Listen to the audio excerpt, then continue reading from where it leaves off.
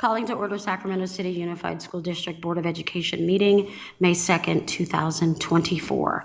We're heading into closed session. Public comment? Oh, sorry, my bad. Do we have any public comment? We do not. That's good to hear. Oh, we were going to wait for Madam? Okay, go ahead. I'll just do it. All right, Member Jean? Here. Member Kayada? Here. Member Phillips? President Phillips? Member Pritchett? Here. Member Rhodes? Present. Me, Member Phillips? Here. All right, cool. Going to closed session officially now. I'll take this with us. Yeah.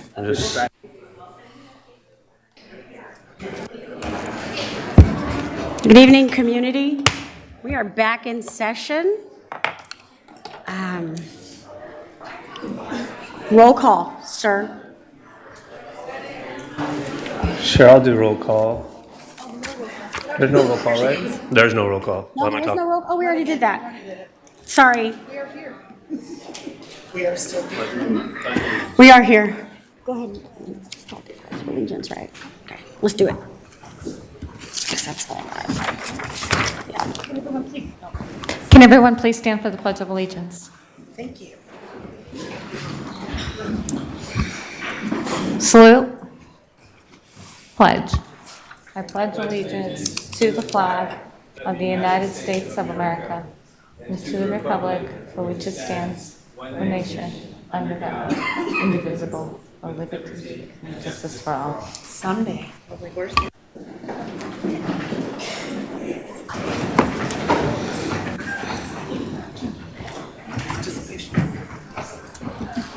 Board Member Segura, broadcast statement, please. This meeting of the Sacramento City, that's loud. This meeting of the Sacramento City School Board is being recorded and will be cablecast on Metro Cable 14, the local government affairs channel on Comcast, Consolidated Communications, and AT&T Uverse. Today's meeting will be aired Saturday, May 4th at 1 p.m. and Monday, May 6th at 12 p.m. It is also webcast at metro14live.saccounty.net and can be viewed on Metro Cable 14's YouTube channel. We welcome members of the audience to address the board. Please complete a speaker form which are located in the back of the room and give them to our communications representative along with any handouts you may have for the board prior to the conclusion of the item's presentation. Please speak into the microphone when addressing the board and state your name for the record. Please limit comments during public comment to items that are not on the agenda. If you do comment on an item that is listed on the agenda, we will ask that you please defer your comments until your item comes up on the agenda. Please also either turn off your cell phones or place them on silent mode. Thank you kindly. Item 4.3, stellar student, to be introduced by Member Rhodes. All right. Okay. So Bella already came up, and if we can get along with Bella, any of her family members, principals, teachers, staff, to come up with her as well, as the community that we are at Susan B. Anthony. Going up, and we're gonna what I'd like to do today is actually we'll keep my portion short so that we give an opportunity for you to the teacher to speak about your students well and the family, and then Bella to say a couple of words as well, if that's okay. All right, so Bella Lau, a dedicated sixth grade student at Susan B. Anthony Elementary, has been part of the school community since her kindergarten years. With a fervent interest in math, history, and science, Bella demonstrates a thirst for knowledge that extends beyond the classroom. Bella's presence brightens the school grounds, and she engages in conversations and activities with students of all ages, serving as a positive influence and role model. Bella eagerly anticipates exploring new opportunities for growth, be it through sports, clubs, or further honoring her leadership skills with her unwavering commitment to personal and academic excellence. Bella embodies the spirit and perseverance and inspires those around her to reach for their aspirations. Now we're going to give your teacher an opportunity to say some words, your parents an opportunity to say some words, and then you, Bella, an opportunity to say some words. So the floor is yours. Thank you. speech or anything just yet, but Bella, I am proud of you. You know, thank you for being such a good student this year. And like I said, any challenges that I put up in front of you, you always take it on and you always do your best. So then again, thank you. And I hope that you continue to keep this up going towards, your future endeavors with education. Okay. Great. It's a great opportunity for Bella. Again, Mr. Moa says most of it. We weren't quite prepared for any lengthy speeches or whatnot. However, I am very proud of Bella. Her being one of 5 children. So I think, she's leading the way for her younger siblings as well. So you're doing a great job. Keep up the good work. Thank you, Bella. As for Mr. Moa and my dad, I did prepare a speech, which which I will read.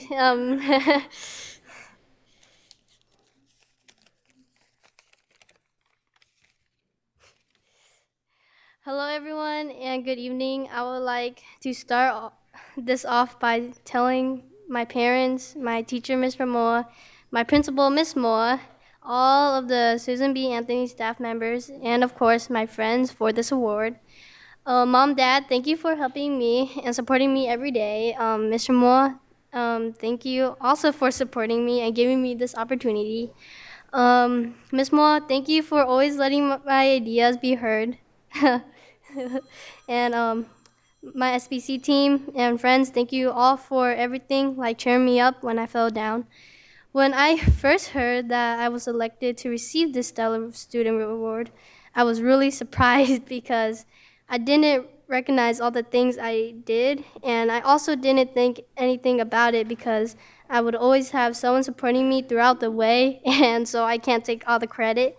I am truly honored to receive this reward because I am getting recognized for simply doing something I enjoy doing. So again, thank you everyone for your hard work and endless efforts in supporting me to become the student I am today. Thank you. Wonderful. And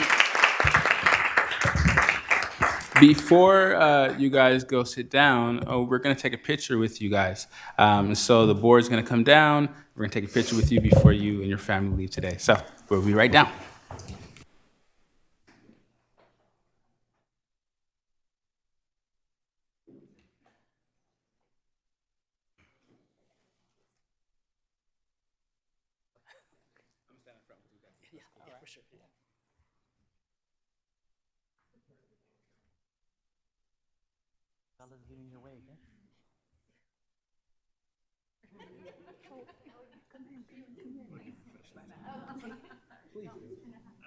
I'm not going to do no 5s at all.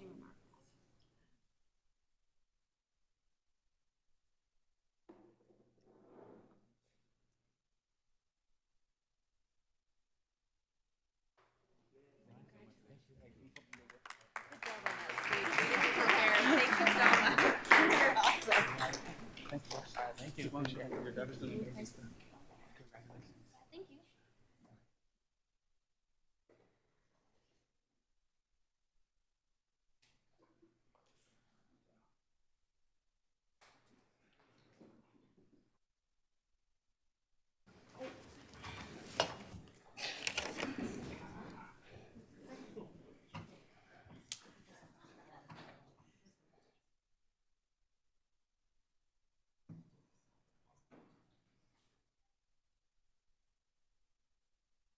Again, congratulations to Ms. Bella, our stellar student.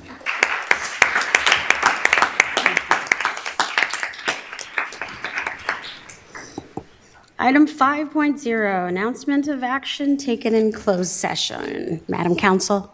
Good evening, President Phillips. There's one announcement coming out of closed session that'll be read by Superintendent Allen. Thank you. I am pleased to announce that by a vote of 7-0, the board approved the appointment of Mitchell Jones as principal of Rosemont High School.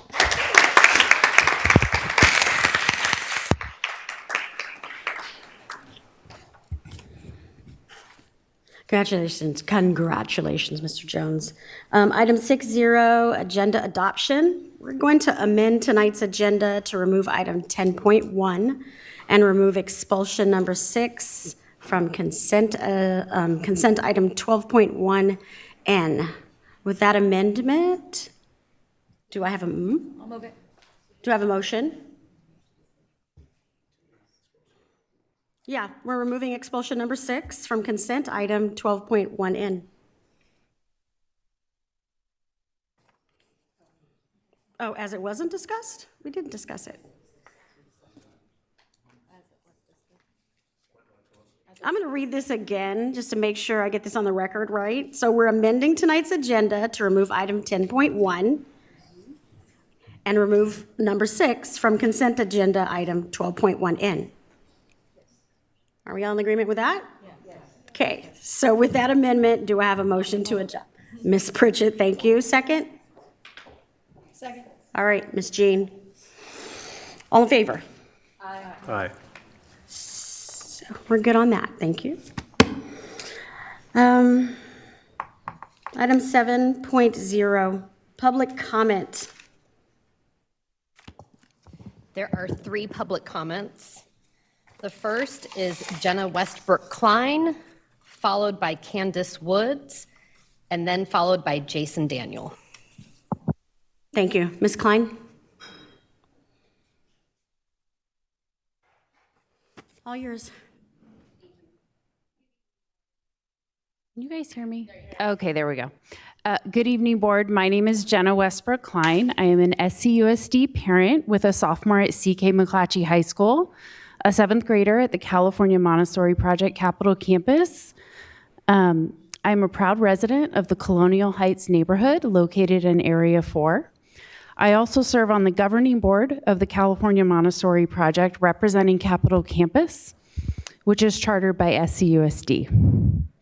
I'm here tonight to give my thanks to my trustee, Jamie Villa, Superintendent Lisa Allen, and SCUSD's Homeless Services Office staff for their support of a motel in my neighborhood that exclusively shelters unhoused families and domestic violence survivors. 100% of the rooms at this motel are occupied by families with children. There are estimated to be 72 children at this single location. I brought up my concerns to Jamie in late February that the families there needed direct support from SUSD to connect with resources in addition to enrolling any eligible children in school. Jamie connected with Miss Allen that same day, and I know the Homeless Services Office staff have been diligently at work. I was delighted to hear that earlier today, a family education night was hosted on site at the motel, bringing resources directly to the people in need. This is a great example of meeting people where they are at, literally, to provide them meaningful and substantive help. I hope that STUSD will continue to provide support to this location, and I thank you for all that has been done to help the families thus far. Thank you. Thank you, Ms. Klein. Next up, last name Woods. Good evening. The floor is yours. And sorry, I didn't write down first names, so I'm calling last names. Hi, my name is Candace Wood. I am the grandmother to Nicholas Wood. He was a student at PS7.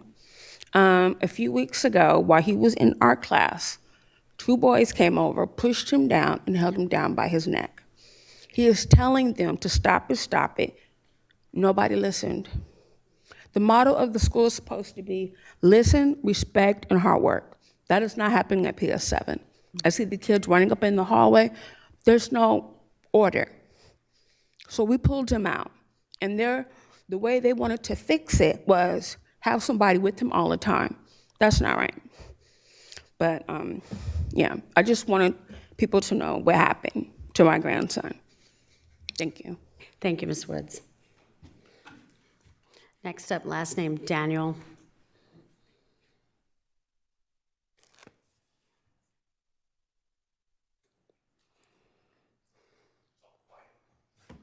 All yours, Mr. Daniel. Thank you.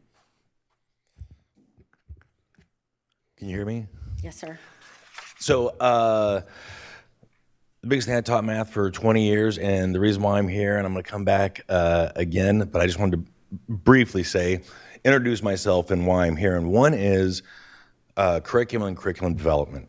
And the biggest interesting fact that I had was I helped my cousin who teaches in Palo Alto, and she had a 4-5 class, which made it super difficult the materials that they gave her were not regimented to flow from one to the next. And I noticed that this might be an issue. And so one of the things that we did was we went ahead and actually made a curriculum for the class, handwritten to the class. And that was to give the students that she had direct access to that material. So all I'm saying is when I come back, I'll show you what I'm talking about. One of the hardest things was whenever I go to a district, I ask them what's their proficiency rate and what's their fail rate. And then ask them if they have a problem with grades being watered down. And so they go, what do you mean?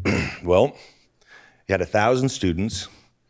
How many of them did not pass math? 5. Okay, so less than 0.5%. And what was your proficiency rate? 20%. To me, that says that the students didn't actually have access to that material that they were being instructed on. So there was really no point to do that material because they obviously weren't getting it. And that's the gap that I hope to help clarify, if that makes sense. All right, I appreciate you guys, and I'll see you next time. You guys take care.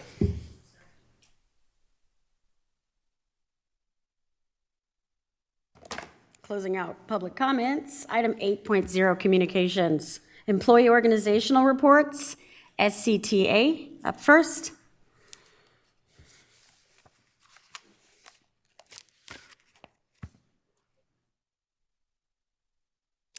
Floor is all yours, ma'am. Good evening, members of the board, Board President Phillips, and Superintendent Allen. I'm Nikki Malevsky, President of the Sacramento City Teachers Association. For the past several meetings, we've been reporting on the positive momentum here in our district since the decision of the supermajority of the school board to change direction to adopt a more constructive approach. That momentum here continues. In contrast, however, is the situation at St. Hope Public Schools. 2 independent charter schools authorized by the Sacramento City Unified School District under questionable circumstances over 20 years ago. When the district made the decision to close Sacramento High School, the oldest high school west of the Mississippi River, Sac High had over 1,800 students. Today, under the direction of St. Hope Public Schools, the enrollment of Sac High Charter has fallen to under 350 students. Tonight, you will hear from St. Hope parents, students, and educators who are coming to you as the elected officials who are charged with the oversight of St. Hope Public Schools and can hold the administrators there accountable to the terms and the conditions of their charter and to state law. Earlier today, parents and educators sent letters to Amanda Goldman, the district's Director of Innovative Schools and Charter Oversight, and they included you in that correspondence. We hope that the district takes these concerns seriously and considers the possibility of an independent investigation may be necessary to get a full picture of what is happening at St. Hope Public Schools. And with that, I would like to introduce Mariah Bowman, one of our students at Sac High. Hi, hello, my name is Mariah Bowman, and I am a current 11th grader at Sac High. Tonight, I want to talk about my experience of the last 3 years I've been on campus. The only year I've had all my classes filled with teachers was freshman year. After that, there has been no consistency. We don't have teachers who have the right credentials teaching me the subjects I need to know. We have teachers who have a specialty in one subject teaching one completely different subject. This really affects our ability to learn and have the necessary skills to thrive after graduation. Of course, Sac High gets you to college, but I don't feel like it prepares me. Sac High does have good connections. For example, they have multiple opportunities with UC Davis and have opportunities to be involved with the community. Even though these are great opportunities, I don't feel prepared when it comes to my academic future. I want to go into the medical field and want to be a doctor, but I don't feel like my math or science classes have prepared me for university level courses. I don't believe Sac High is preparing me or any other students for success after graduation. Sac High is a very tight-knit community because of the relationships between the coaches, students, and teachers. So when we have situations where we have no teachers, that breaks the community. Even though the teachers, coaches, and students are very tight-knit, it seems like the school prioritizes money and the image of the school instead of the future and the well-being of the kids. The only reason I'm not leaving is because I'm too established and I would be behind at any other school. This is not fair to me or any other students at Sac High. We deserve an education that prepares us for our promising futures ahead. Thank you for listening.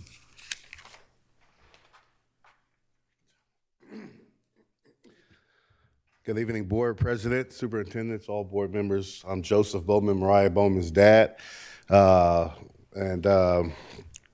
currently the parent of an 11th grader at Sacramento Charter High School. For the last 20 years, my wife and I have sent all 4 of our children to Sac High.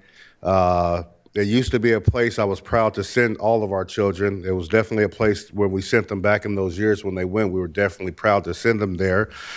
But in the last few years, there's been nothing positive that I can honestly say, my wife and I, about the school anymore. Definitely have lost a lot of confidence in the school and in St. Hope's program. My wife and I were incredibly alarmed to learn that there is no curriculum being offered to teachers. We were both even more shocked to learn that there is no textbooks for my daughter that she can use in supporting her learning. As you guys just heard, she wants to go into the medical field, and textbooks are very important. It's unacceptable that these basic resources are being denied to our students. There is no way our children can get a rigorous education. We expect basic resources like a curriculum and textbooks. Those are just the basics that we request. We were also informed that most of the teachers at Sac High were uncredentialed. This is evident that the administration does not prioritize recruiting and retaining qualified educators for our students, our youth. The constant turnovers of staff does not provide stability, nor does it provide confidence in students that need to be successful in their learning. Students need to be able to create lasting relationships with their teachers to be successful, just as I did when I was in high school. I still talk to some of my high school teachers to this day. St. Hope's fires teachers mid-year for what appears to be a union activity retaliation and has substitutes hand out packets remaining of the quarter. This is disgraceful. To have a packet handed out to high school students, that's no job for our kids and our youth. My wife and I have brought all these concerns to St. Hope administrations in the past, but they have fallen on deaf ears. We are here tonight because it's time for someone to listen, address our concerns. My wife and I have submitted a letter to Amanda Goldman requesting the SCUSD investigate St. Hope's current practices. It terrifies my wife and I to think that our daughter will not be academically ready for college because the learning she's received from St. Hope. If I had been aware of this, just how far St. Hope have fallen, I would not have allowed my daughter to stay in St. Hope. Again, we live in Elk Grove, so we commute her all the way to St. Hope because we try to support our schools and we try to support St. Hope. The only reason she's still there now is because this will be too far behind to take her anywhere else, which we've already looked into. This is unacceptable. St. Hope needs to do a better job. Our students deserve better. Our community deserves better. Thank you for your time. Appreciate it. Thank you.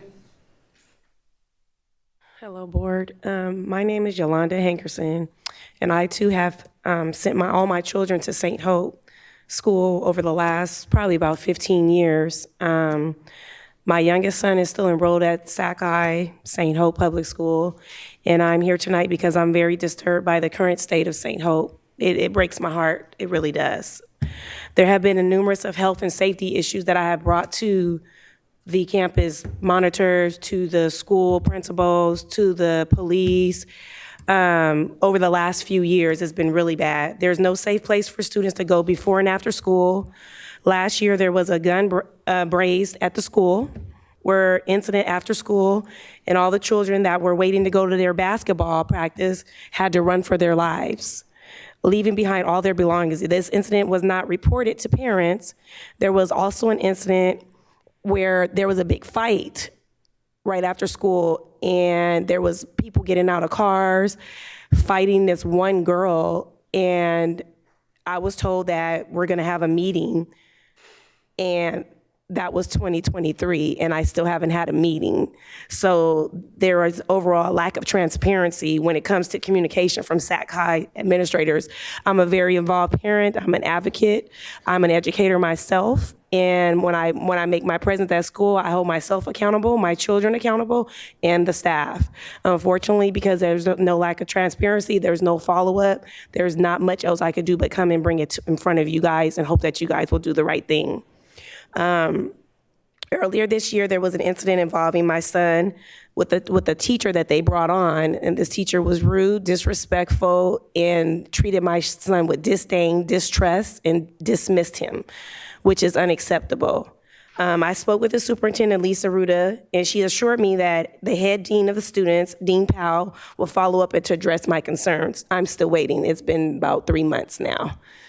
I have been waiting for months to hear back. The principal, Christina Williams, is consistently sending out emails to parents, wonderful things, but not being transparent, not communicating with us when we have a concern. It's just like silence, a radio, just silent.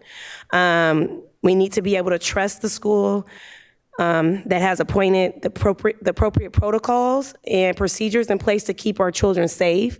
And I don't feel like that's being done. I don't feel like Christina James Williams is the person that should have took over Mrs. Singh's place. I feel like they put her in that position just to put her in that position. And she's really doing a horrible job. There's no transparency. Another major concern is the lack of support my son gets with an IEP. I have had to take him last year during summer. I had to have my son, who is at UCLA, he is a Sac graduate, I had to have him sit 4 to 6 hours a day to go over a subject because my son last year in 10th grade had no teachers, and his math teacher was a horrible person, and he did not give my son anything. Now my son has a B in that class. That's thanks to his brother, Shaban Hankerson. I'm gonna say his name because he's the one who gets the credit that sat with my son because I was also working because I'm an educator, and he sat with him 4 to 6 hours a day teaching him the subject of algebra. There is inconsistency in my son's IEP being met. I'm constantly every year going to the teacher saying he needs to sit in the front. Do you have his IEP? Do you know he's supposed to get this extra support? Do you know he's supposed to get this? Do you know these are the things that his auditory processing delay? And they're like, oh no, so that's a failure. They need to do better. The education specialists at Sac-High are sometimes uncredentialed and don't have the resources. They come in and out. There's never any consistency. The only consistent person I can give credit to is Miss Trapp, and she's always communicating open and transparent with me. It's obvious that St. Hope does not care to address the recruitment retention problems they have. 10th grade having not one teacher, having Christina James Williams as the principal, yeah. And she's not being transparent. My son's, this year the education is just been terrible, and I think you guys get my point. When good educators leave, when they fire an educator because they're trying to unionize versus not firing a teacher who disrespected me and my son to my face and told him that if he was going into entertainment, then he'd have his life together. Not acceptable, still waiting for a callback. We are here tonight to bring to your attention the concerns that we have for St. Hope Public Schools.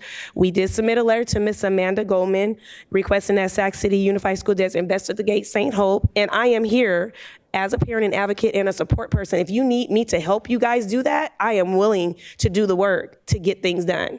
Thank you. Thank you. Hi. Thank you for the opportunity to speak today. My name is Nick Brundage, and I teach biology and microbiology at Health Professions High here in Sac City. Before I started at Health Professions this year, I taught 8th grade science at PS7 Middle School for 2 years. And last year I was on the union leadership team negotiating with the St. Hope administration to improve conditions for educators and students. Even though I no longer work for St. Hope, I felt compelled to be here today to speak on behalf of the students and educators at St. Hope because St. Hope Public Schools is failing. It is failing their students. It is failing their educators. As an educator in my first year in Sac City, I've been pleasantly surprised by things that most teachers would find completely normal. I have a curriculum. I have textbooks. I have lab space. I have a budget for lab supplies. My school has an emergency plan. Textbooks, classroom supplies, a written lockdown procedure. These are things that we spent 2 years fighting for at St. Hope because they were not provided to us. These are things that we bargained for. We took to the bargaining table with the administration, and they fought against us. In 2 years at St. Hope, I spent hundreds of unpaid hours writing my own curriculum, thousands of dollars that I fundraised or took out of my own pocket on lab supplies and even basic supplies like binders and pencils. After 2 years of 60-hour work weeks, of fighting and scratching and clawing to be treated like a professional, of walking into a school that was 50% staffed and watching my students who hadn't had a credentialed math teacher in nearly 3 years be handed math packets every day that they didn't know how to do by a rotating cast of substitute teachers, of dealing with poorly handled safety issues like intruders on campus barging into classrooms, a student stabbing another student, teachers being threatened with cap guns, and a gun being fired on campus less than 10 feet away from me. I did the only thing I could. I left. And it broke my heart. I didn't want to leave my students behind like that. I didn't want to create another vacancy that either wouldn't be filled or would be filled with someone who likely had no experience and no credential. But they gave me no choice. St. Hope gives its educators no choice but to leave. They spend their money hanging banners all over the neighborhood, sticking their logo on every building they can find, and they're providing nothing to their students. No matter what statistics they can throw out there, you have to remember, these are schools without teachers and without textbooks. What are students learning in a classroom that has no teacher and no book? As the Oversight Committee for St. Hope, I hope that you will take what we've told you today into deep consideration and thoroughly investigate St. Hope Public Schools. They need to do better for their students, staff, and families. Thank you. Thank you.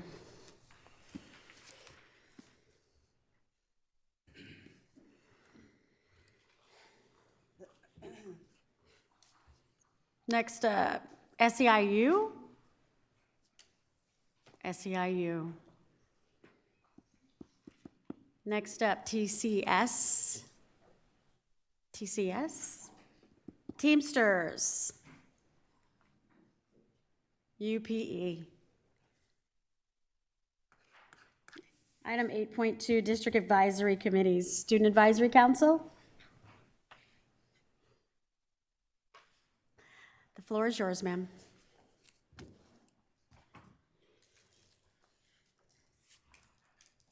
Hello, Board. Student Advisory Council is currently working on our initiatives regarding campus hygiene and gender-neutral restrooms, which will be presented at the next board meeting alongside another student-made resolution on environmental sustainability. Also, we're still holding weekly meetings on Wednesdays, and we'd love to see more of you attend if you're able to. Cool. See you in 2 weeks. Thank you. Next up, Community Advisory Committee. CAC. DLAC, District English Learner Advisory Committee. LCAP, Local Control Accountability Plan, Parent Advisory Committee. BAAAB, Black African American Advisory Board. Community Schools Advisory Committee. American Indian Education Program Parent Committee. Hope to see you all at the next meeting. Item 9, special presentation, 9.1, approve resolution number 3409, recognition of School Principals Day, May 1, 2024, by Miss Yvonne Wright and Miss Kansi McCarn. The floor is yours, ma'am. Good evening. Good evening, Board President Lavinia Phillips, Superintendent Lisa Allen, Board of Trustees. My name is Yvonne Wright, Chief Academic Officer. Tonight, I will be presenting a resolution number 3409 for recognition of School Principals Day, May 1st, 2024. Whereas May 1st, 2024 has been designated as School Principals Day, and whereas today's school principal is a team leader, coach, counselor, collaborator, cheerleader, and more, all in one, and whereas being a site instructional leader and building a positive school culture and climate on campus may be the most critical role of a principal's duty to all students. And whereas instructional leadership of a principal's involves setting clear goals, managing curriculum, monitoring lesson plans, allocating resources equitably, and evaluating data regularly to drive grade level readiness. And whereas when good school leaders excel, their actions can change the lives of students, staff, and community members. And whereas principals overcome obstacles and challenges daily to make a difference in the lives of students and families. And whereas we are fortunate to have dedicated site leaders that go above and beyond each and every day for the district students. Now, therefore, be it resolved that the Sacramento City Unified School District Board of Education commends our principals and encourages parents and the community to recognize the efforts of principals as we celebrated May 1st, 2024. Passed and adopted by the Sacramento City Unified School District Board of Education on this first day of May 2024 by the following vote. All right. We have any public comments, sir? We do not. Any board discussion? Any of my colleagues want to share anything? We are moving on. We have a motion by Member Pritchett. Seconded, I hear down there by Member Villa.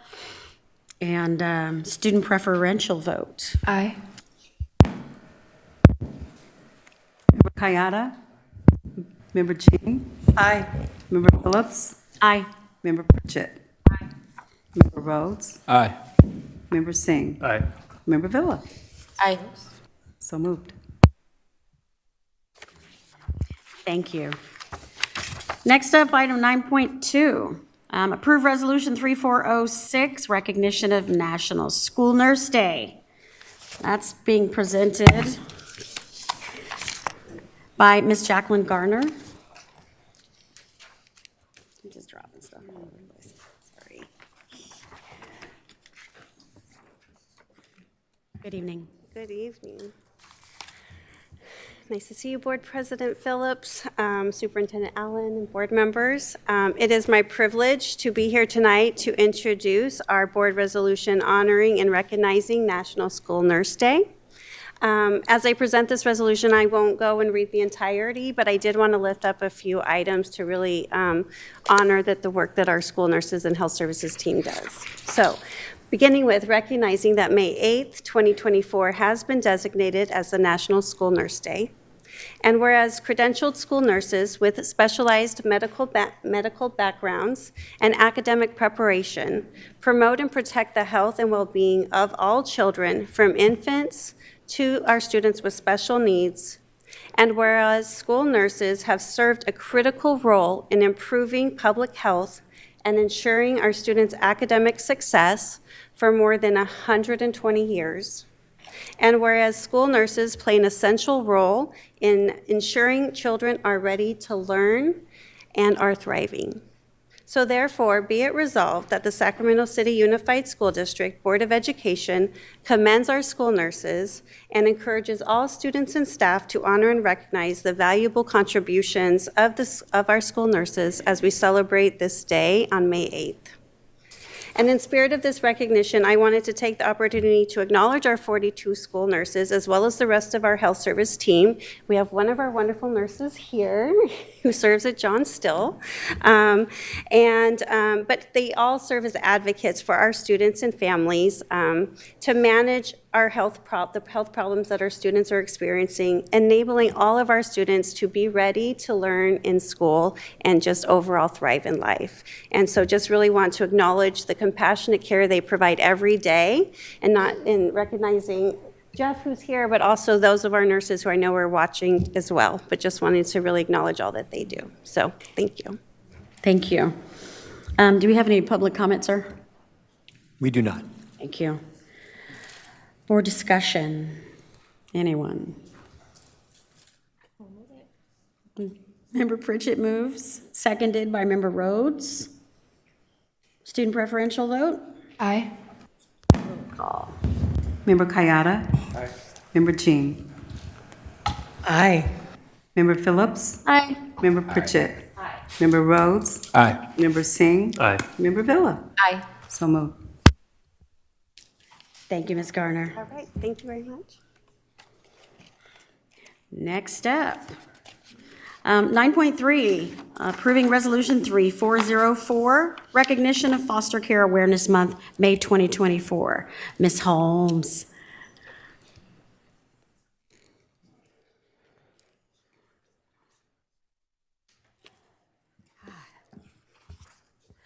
Good evening, Board President Phillips, Superintendent Allen, and board members. I am honored to be here tonight to present this board resolution recognizing the month of May as National Foster Care Awareness Month. In the interest of time, I will just read a few of the resolutions. Now therefore it be resolved that the Sacramento City Unified School District Board of Education does hereby recognize the month of May as National Foster Care Awareness Month. Be it further resolved that Sacramento City Unified School District staff members recognize the unique challenges faced by youth in foster care and are committed to increase the level of awareness on issues facing those youth and their outcomes. Be it further resolved that Sacramento City Unified School District commends the public and community agencies, groups, and individuals who provide care and support for youth in foster care, including the Sacramento City Unified School District Foster Youth Services staff, and encourages all students and staff to honor and recognize the valuable contributions of all those who support youth in the foster care system as we recognize National Foster Care Awareness Month. In closing, I wanted to take a moment to acknowledge my team, two of them who are here with us tonight, and just express my gratitude for your dedication and hard work that all of you put into ensuring the success of our students. Your passion for helping young people and providing the best possible support system for our kiddos is truly commendable, and I thank you. I also want to take an opportunity to acknowledge our resource parents, our relative caregivers, community partners, and also our collaborative district partners such as transportation and the youth development support services. They all play a part in ensuring that our kids have successful school experiences. So I wanted to make sure I said thank you to them, and we appreciate all that you do. Thank you again for your time and this opportunity. Thank you. Any public comments, sir? Would anyone like to share? Well, I'm going to share. Ms. Holmes, I have been speaking to you for years, and this is the first time I have actually been able to see your face. Yes. As a social worker, man, these folks are the top of my list of what I need when I have a child in my care who has no idea what they can do. And you guys arm them with what they need. I appreciate everything that you guys do. That doesn't mean I forgot about our nurses and principals, because you guys are bomb too, but this right here is something that is just floating on the under. Like, no one knows you guys exist, and we call you and it all happens. So I appreciate you guys. Thank you. So with that, Ms. Pritchett's moving it today. Who's our second? Ms. Villa's moving it. Student preferential vote? Aye. Roll call. Member Kayada? Member Jean? Aye. Member Phillips? Aye. Member Pritchett? Aye. Member Rhodes? Aye. Member Singh? Aye. Member Villa? Aye. Thank you. Thank you very much.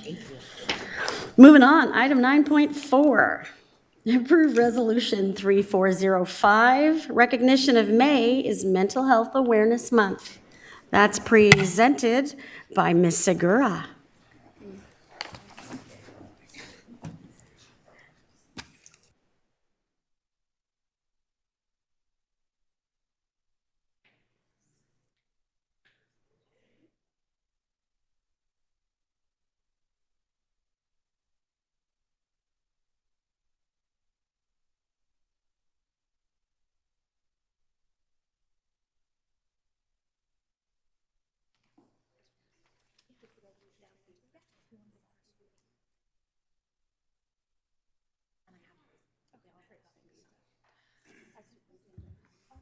All right. Okay, so I am happy to present this resolution alongside Justine. We were invited by the team to collaborate with them through the SAC and the Mental Wellness Alliance, and we are working now to present our collaborated efforts. So we did have a few more people on board, but unfortunately they were not able to make it tonight just because of some timing issues. So we'll get right into it. Resolution number 3405, recognition of May is Mental Health Awareness Month. Whereas mental health is an essential part of overall well-being, impacting individuals, families, and communities across Sacramento City Unified School District. And whereas, according to the National Alliance of Mental Illness, 17% of youth ages 6 through 17 and 22% of adults will experience a mental health disorder. And whereas the 2022 to 2023 California Healthy Kids Survey of Sacramento City Unified 7th, 9th, and 11th graders showed that 37% reported feeling chronically sad or hopeless, and 17% had seriously considered suicide in the past 12 months. Whereas evidence shows that unrecognized and/or untreated trauma or mental health issues may lead to low school attendance, academic concerns, family conflicts, substance abuse, and even suicide attempts or death by suicide. And whereas with proper support and treatment, children, youth, and adults can recover from mental illness and lead full productive lives in the community. And whereas public awareness of the importance of mental health and well-being and reducing the stigma associated with mental health struggles allows community members of all ages to find acceptance and understanding in their communities. And whereas May is recognized nationally as Mental Health Awareness Month, providing an opportunity to raise awareness, combat stigma, and promote mental health resources. Now, therefore, be it resolved that the Sacramento City Unified School District Board of Education does hereby recognize May 2024 as Mental Health Month, and be it further resolved that the Sacramento City Unified School District Board of Education commends the work of addressing the social and emotional needs of our students and raising mental health awareness by maintaining school-based mental health support staff in every school, and for the ongoing efforts undertaken to do the following. Establish a new Student Mental Wellness Council to increase student voice and leadership around the student mental and behavioral wellness in our SUSD community. Challenge stigma by speaking respectfully and inclusively about mental health. Seek help if they are struggling with their mental health and encourage others to do the same. And create safe and supportive environments for open conversations about mental health. Thank you. Thank you. Any public comment? We have none. We should be talking about this all the time. Board discussion? Oh, I'm gonna speak. I gotta say. Yes. I am extremely proud of this being our students coming to us with a resolution. Our staff has worked diligently with these young people, but I sat in a meeting last Wednesday with these young folks, and they were like, we already know. Just make sure we have some points we hit, but you guys know what you're doing, and the leadership and the voices that we need to hear need to come from our young people, which absolutely leans into the fact that we also need to make sure that their minds are healthy. And everyone forgets that we all have mental health. Sometimes it's not so good, and sometimes it's okay. And as a person who deals with mental health like on a daily basis and struggling with it, I'm sitting here as board president doing what I gotta do, but making sure that I take care of myself the way I need to. So I truly and absolutely appreciate the fire. This, I believe, is our first resolution from our Student Advisory Council. I absolutely look forward to seeing many more. And like I told you guys last Wednesday, light it up, right? Ask for what you need, and we will help you get what we can get for you. But you know, adult business, bureaucracy stuff. But that's another story for another day, but I appreciate y'all. Thank you. I know I had a motion from Ms. Pritchett. Happily. And then second, Madam. Mr. Rhodes, I am so sorry. You know that. That's love on the board dais. Student preferential vote, you may answer from here.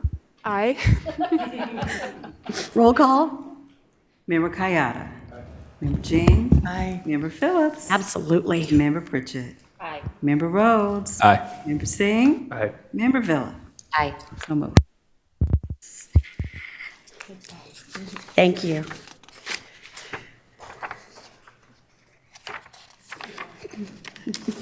Follow the youth leaders. It looked like y'all was doing something. I was going to wait.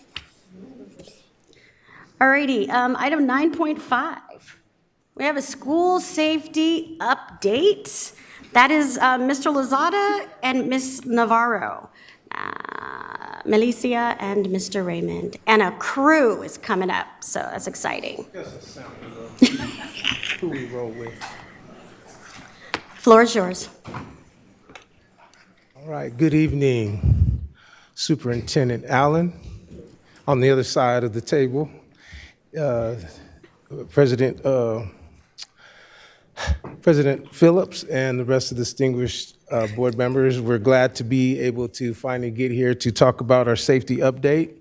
We're gonna tag team this, and I guess, we're standing up, so we better get this thing rolling. Melicia and I are gonna tag team this, and she's gonna have the honor of starting us off here.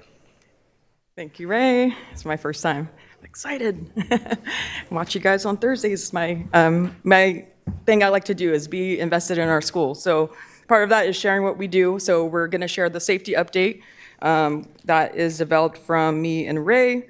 My name is Melissa Navarro. I'm the Safety Intervention and Response Coordinator for the Office of Safe Schools. Any good safety model includes prevention and intervention as a key part of the strategy. Standing with me is our team of safety officers, leads, and also community members, community orgs that we work with. But for the leads and we designed this prevention and intervention effort that you're gonna learn about today, and we use data-driven strategies and collaboration as key in order to provide an equitable and restorative safety response. So the lead campus supervisor makes up a majority of the Safe Schools Department. They take care of anywhere from 11 to 17 schools. As you may remember, we have 5 groupings of our schools are grouped into 5 groups. And then there's one comprehensive high school, and then all the feeder schools that go into it. So this is a little bit of what they do, but first I would like them to come to the mic and introduce themselves.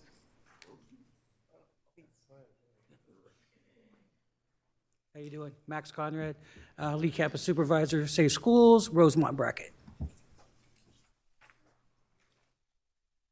Stephanie Badger, lead campus supervisor of the Johnson Bracket.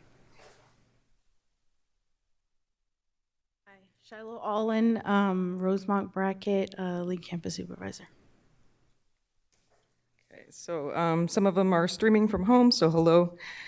Our first major task was to answer the question of what does it look like to utilize case management from a safety team? Our answer to that, designing a restorative student-centered approach. This begins with our belief that students inherently have everything they need to succeed. They have a lot of strengths, and we're just there to facilitate the process. Using each summer to reflect from all of our experience in the field from the year before, we pretty much take the summer, edit our model and our practices, and then we train. Last summer, we developed the definition of case management that we use, which is taking a student through a process to address and understand their issues, circumstances, and needs, using a strengths-based approach, and we collaborate. You create a collaborative goal to center the work and then connect them to internal SCUSD or community resources to improve their situation. So with lived experiences and having had our own life challenges growing up and finding our way, we listen to the students and build rapport, and these interactions are very authentic. They have heart, and they're very respectful. Activities include check-ins, brief intervention sessions, goal setting, harm circles, restorative returns, skills building, to name a few. Our next challenge was to be strategic with how and where our team is utilized to ensure focus and impact to meet our Safe Schools goals of preventing negative outcomes for students, as well as mitigating issues from becoming larger safety concerns for the school community. Our answer to this challenge, using a data-driven strategy for effective responsiveness. We can impact the system, we can impact it by design if we trust in equitable choices.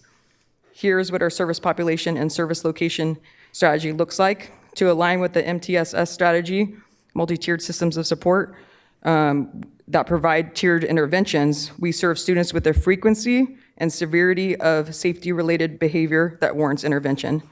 Although we have an early identification system in our district, it does have limitations for discerning type of behavior rather than just a cumulative count. Our team pulls the data, categorizes it between safety and non-safety related behaviors. We sort and filter in order to prioritize based on severity. We use a similar strategy for identifying service location. To ensure equity and service from our district team, we identify the top 25 to 30 schools with the most documented safety-related behaviors to be proactive with prevention and intervention. Each lead serves all the schools in the bracket, but they make a concerted effort to have a higher presence at a specific 5 to 6 schools in their care. We have 4 referral types, so in addition to all my data crunching, we use case staffing, which includes Ray, field observations, school admin, and staff alerts so that we can be responsive in real time. And then our next challenge is bridging the gaps by integrating and aligning with ongoing efforts. We have so many gyms in our schools and our community, and we recognize each other's strengths, and we want to build upon what the work is already being done and reinforce and create new possibilities. This is relationship-driven strategy, and then here's an example of some of our collaborations. So culture and climate, this department helped us build concrete skills in restorative justice and restorative practices. So other than the culture and climate team, we were the only team trained and authorized to run formal restorative conferences. So thank you to Danny, Candace, and Manisha for believing in us. Success Academy, a restorative return is when a school dedicates a staff person to welcome a student after they've been removed from campus. So there's someone there to greet them. So Success Academy reached out, and we assist them with activating the student-developed transition plan that they created. Thank you to Jackie, Teresa, Michelle, and Coach Jay. And then one of our biggest collaborations is with Student Support and Health Services. We have interdepartment presentations. We trained in brief intervention for substance using adolescents.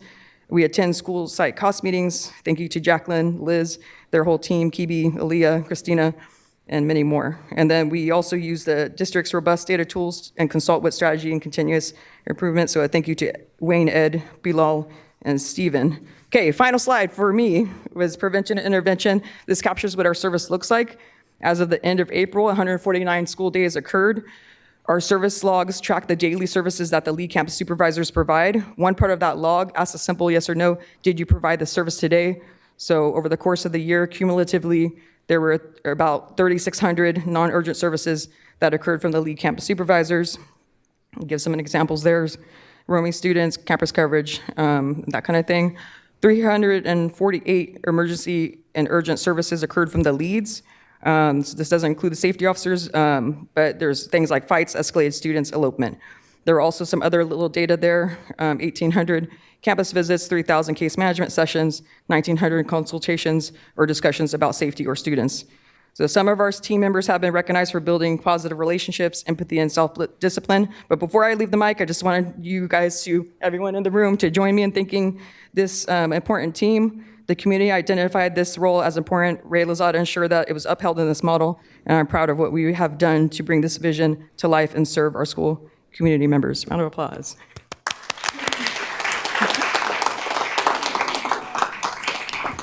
Man, she was burning through that.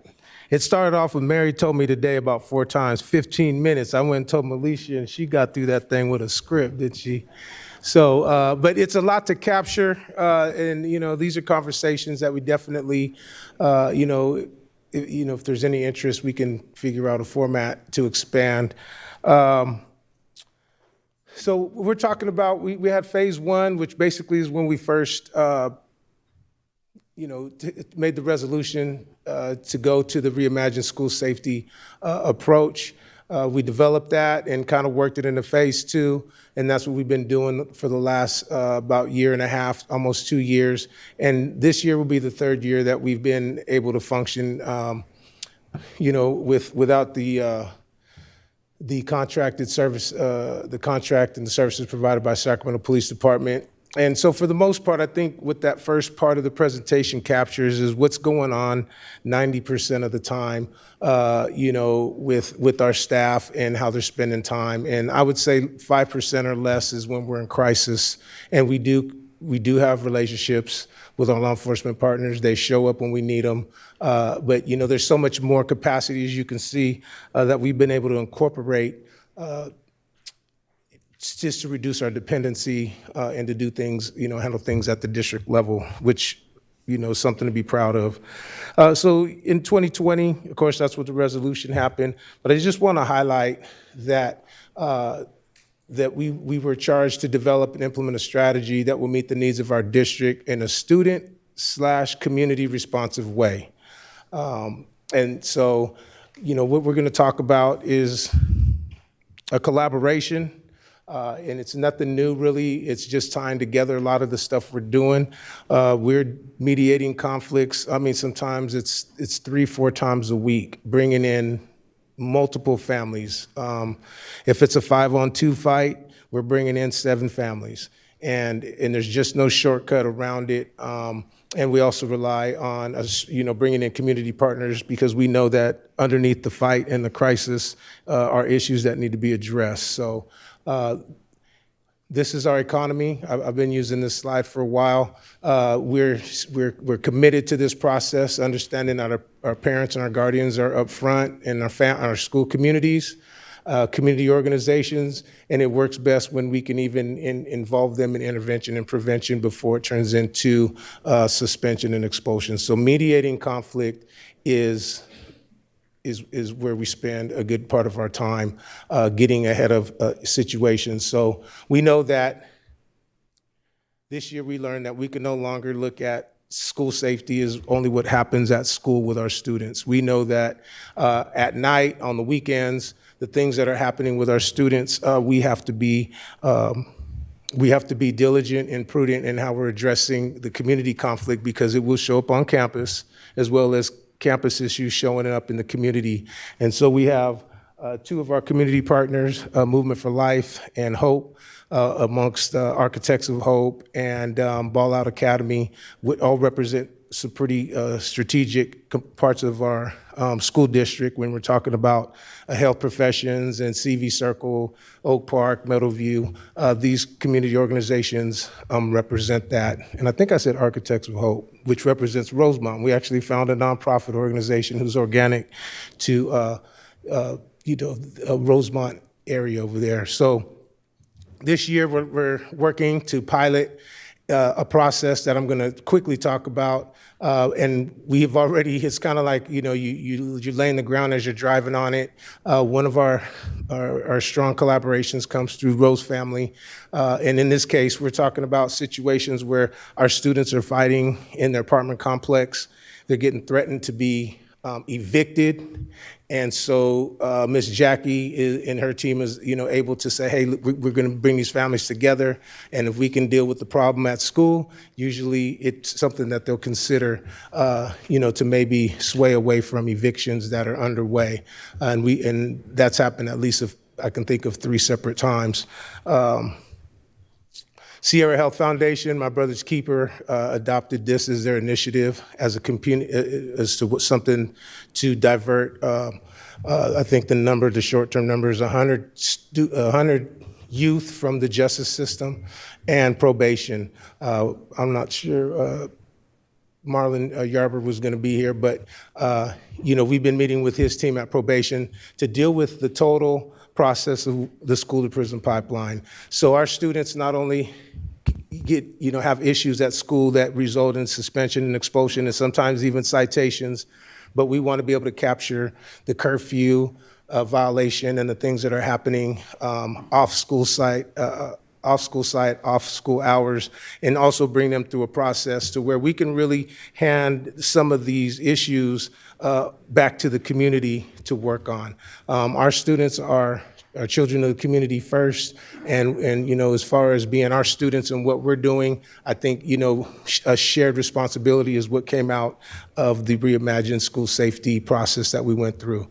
So, of course, I just want to highlight that restorative means that we're focusing on repairing the harm.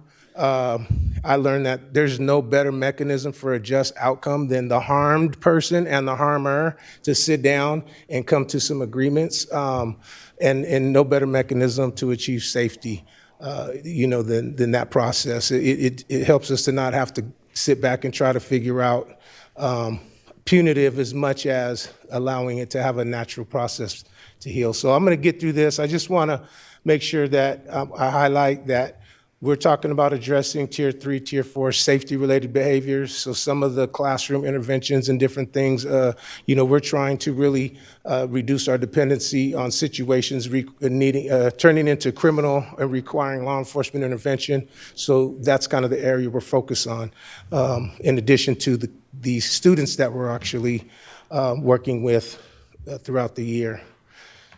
All right, I could take a breath. This is the model. And basically, it's a behavioral incident, so it captures school behaviors and citations for probation. Any student who gets cited, that's a Sac City Unified School District student, will be eligible for this process. And it's basically having a panel of 3 that develop a success plan forward. Upon completion of the plan, the citation gets waived, or in this case, I'll just highlight one scenario where we had a 5-on-2 fight. The 5 received 5 days of suspension each, which is 25 days. We were able to bring everybody to the table on day 3, and the principal said, hey, based on the agreements, everybody can come back to school Monday, which saved 2 days of suspension for 5 kids. That was 10 days total. And that's just basically been how we've been functioning in incorporating our community organizations to do some of the outreach, to bring families together, to have some conversations and make sure everything is going to level up, and to be able to move forward with the healing and the restorative process. So this model is being housed and led at the community level with our community partners, but set up to hear probation citations involving our students, and also to help us mediate a lot of these conflicts. So with that, let me hit the button. I think 15 minutes and 25 seconds, we got it done. So. Thank you for that presentation. Do we have any public comment, sir? We do not. No one wants to comment. Breezing right through this thing. We kind of are. That's good. Any of my colleagues want to share? Ms. Pritchett? Always, right? Thank you. I just had some questions regarding the data that you had shared. Let's see, what page was it on? So you get your stripes right here. The numbers in regard to the occurrences. Yeah. I'm just wondering if you had adequated the data to find out maybe pre-COVID to where we're at. Has it grown? Has it Because, so I have, so this one here is based on their logs that they report to me every day what they did. So that's where that comes from. However, there is another set of data. Remember, I was telling you guys I pull all the data and categorize it. So we can pull any year, and then with Excel, the magic of Excel, get it all sorted, and we can tell how much percent that are drug related, are weapons related, so we could do that. It's just, since it's manual. Yeah. Us doing it, would take I'm some time. just curious to know, are we getting better? Are we getting worse? Yeah. That's all I was curious about. Yeah. Thank you. I just want to say thank you for this presentation. I know I'm always curious to know where we are at in regard to safety. And I'm really happy to see that we're going to the restorative justice route. I'm a firm believer in knowing that restorative justice does work if it's done correctly, right? And so I'd love to hear some, maybe later, hearing some success stories without names attached, of course. Absolutely. Hearing a success story of maybe 1 or 2 students that knowing that this is really working. And I am curious also. I know that we're responsible for kids even when they leave school on their way home, right? And I know I even called Superintendent Allen of hey, I just left, I'm going down Kiefer and I see these kids running amok on their bicycles down Kiefer Boulevard. you know, popping wheelies on their bicycles, running in and out of traffic, like playing chicken, right? And so I'm curious, like, what is our responsibilities in regard to safety when our kids leave our school sites now that we are going this route? Absolutely. Well, we're in great shape because we actually have 5 safety officers that we can send out to assess what's going on. Not only the issues that came up at Rosemont, but also at Kennedy and the apartment complexes. We put safety officers over there to identify the students, and then we start contacting parents and making those notifications. I mean, these are things that, I think we got to clarify, kids that go straight home and straight to school is where we have our, our responsibility. So, we know that we've dealt with crowded bus issues and had to work with RT and actually had our safety officer following the bus every day for about a month, which things that we're not going to get if we don't, which are things that we can do internally. And if things get out of hand or there's a need to get law enforcement involved because of traffic or certain things, then they'll make that adjustment. But we have these nice little light bars on top that work pretty good when you're driving up and down the street and hitting your air horn to get kids, out of harm's way. So, they work great together. Militia raised the bar and introduced themselves, but we don't have the time. But, we have our safety officers, Kenneth Jefferson from Kennedy, James is McClatchy, Manuel's Burbank, and Mr. Anthony Jones, who's only going to be with us for a few more months, is Rosemont. Who am I missing? Oh, Howard. How can I miss him standing right there? Howard is Johnson High School. And so the target and the hot spots and the things that we used to do, not only do we just have officers there, but we have safety officers who know the kids. So the conversation and just the relationship opportunities is what helps us to get it done. I did try to capture some police calls from the last 3 years, but to sort that out, they just dumped us just a huge list of call after call after, and it was like, we don't know who made the call or but we do keep track. Each safety officer keeps track of their interventions. We're doing it pretty manually through spreadsheets and whatnot, just dealing with everything that we can. And I think we've got a pretty good feel of how to respond in most scenarios with our experience over the last 3 years. So is the job of a safety officer after school is over? They just kind of drive around the neighborhood for a certain amount of time to make sure that the kids are... No, we're not, because we can't get too beyond our scope. The best thing we're going to be able to do off of a campus is be a good witness. Driving around neighborhoods and doing that, we're pretty intentional, with where we're going to be and what the problems are. But if we get a call, in Kenneth's case for Kennedy recently, they called about some conflict students were having at the bus stop. Same thing at Johnson. And our safety officers go post up just to be able to observe, and which a lot of times takes the oxygen out of the fire. So, Right. Well, I'm sure that you guys have heard that if kids are acting up at some of our bus stops, the RT buses just pass them right up. They don't even stop. Right? Yeah, no, we're doing everything we leave can. all the kids there. Right. We do everything we can. The school site administration is great as well, in being mindful of those areas, after school for that window. Our running joke at Cerna is, man, you don't get to take a deep breath until about 4:30 or 5 because we just need to make sure everybody got home safe. And I will add 38,000 trips one way and 38,000 trips afterward is what is the accomplishment every day. So just for the sake of context. Well, thank you all for your hard work in keeping our kids safe. I just want to say to each of you and thank you for that presentation. Absolutely. Thanks. Next up, Mr. Kayada. So I just wanted to say thank you to you all and everyone else who does this work. I have no doubt that this job can sometimes feel thankless, that people complain about the work you're doing or you're not doing what they want, but I just want to say I see it, and I really see your commitment to the vision that we have as a school district and as a community for what restorative justice and what school safety means to us. It's not bringing back a bunch of cops on campus and having a situation where, okay, we arrested some kid. but the problem didn't go away. This is something where, hey, things are going to happen, right? Fights happen. Right. But we have a process now that you all are implementing where we're able to get to the root of it. And I know it must be hard.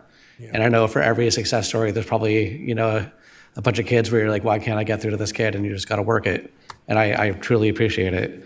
To the same extent, I want to say I really appreciate our community partners working with us on this. Mm-hmm. It's one of the great strengths that we have here in Sacramento is we have such an involved community willing to work with us on, like I said, this thankless job that never ends. I've spoken to this before, and I just want to say again, if you're a community partner with us on something like this, you're a contractor, we signed a contract with you, you got to have your insurance, right? But this is something that we need. And to the extent that we can make this the most white glove experience possible, you show interest and we walk you through the process. We bring in any community group, no matter how inexperienced they are. If they've got the experience to help us with our kids, we need to do that. Absolutely. And then just, a statement to the community generally, I know, like I said, fights keep happening. There's always going to be something happening. These are kids. They got their hormones raging. They're wilding, right? But by and large, I think these kids are good and they just can thrive with the guidance we can give them. And this team, I know this plan, this will deliver. My final ask, I guess, is, keep telling us what you need. I know you need probably some more money for some more people. Like, tell us, that's a priority for me, is continuing the investment in this area. All right? I guess I answered that. I just tried to seal that. I tried to seal that with a little, no, it's been great. The great thing about having our Lisa as our superintendent, and I told her today, is that she's been part of this process with every thought, with every turn since day one, because she was Mary at the time, and Mary knows what it's like having Ray in your doorway, just looking at you, wondering what he can bring up sometimes. But that's the communication and it's the leadership, and that's what I'm so excited about. I can't say thank you enough for stepping into the role, because I really feel like we're going to be able to further this and move it to the next level. To see what kind of potential we can really have, because we got this far. But and it's her leadership. So now she's just on another bigger level with budgets, like you just said. I just want to make sure that we got that understanding.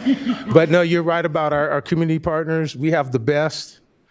We have the best. I mean, I wouldn't collaborate with anything less. And that means they get down to the grittiness of it, contacting parents that we don't have on our emergency cards, reaching out, bringing to their attention the need to come and have mediations and setting up some agreements with very difficult, stuff with our families that are struggling a lot out there. So these are the ones that are here. Kenneth Duncan joined us later from Ball Out Academy. See, and that's, I mentioned M. Farrell and Hope already, so absolutely. Thank you for that. I almost got a little quiver lip going, giving us some love like that. All right. Thanks. Member Jean?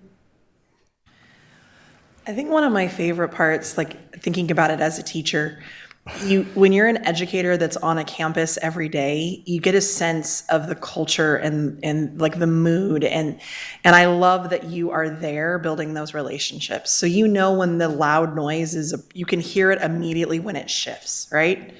And that's what I love about this program and the work. Like, this is truly groundbreaking, grappling with the deep conversations of what does it mean to create safety on a campus, recognizing that every single one of those precious humans deserves their rights while they're navigating really challenging life circumstances.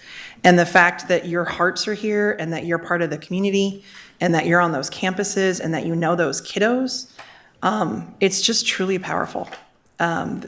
When I first got elected and came to the board and was overwhelmed by all I was learning about Sac City, this program and you all were like one of the first things that stood out as I'm going to be, damn, something good is happening here. So thank you for your hearts, thank you for your work, and just keep doing what you're doing. Thank you. Thank you, Ms. Villa.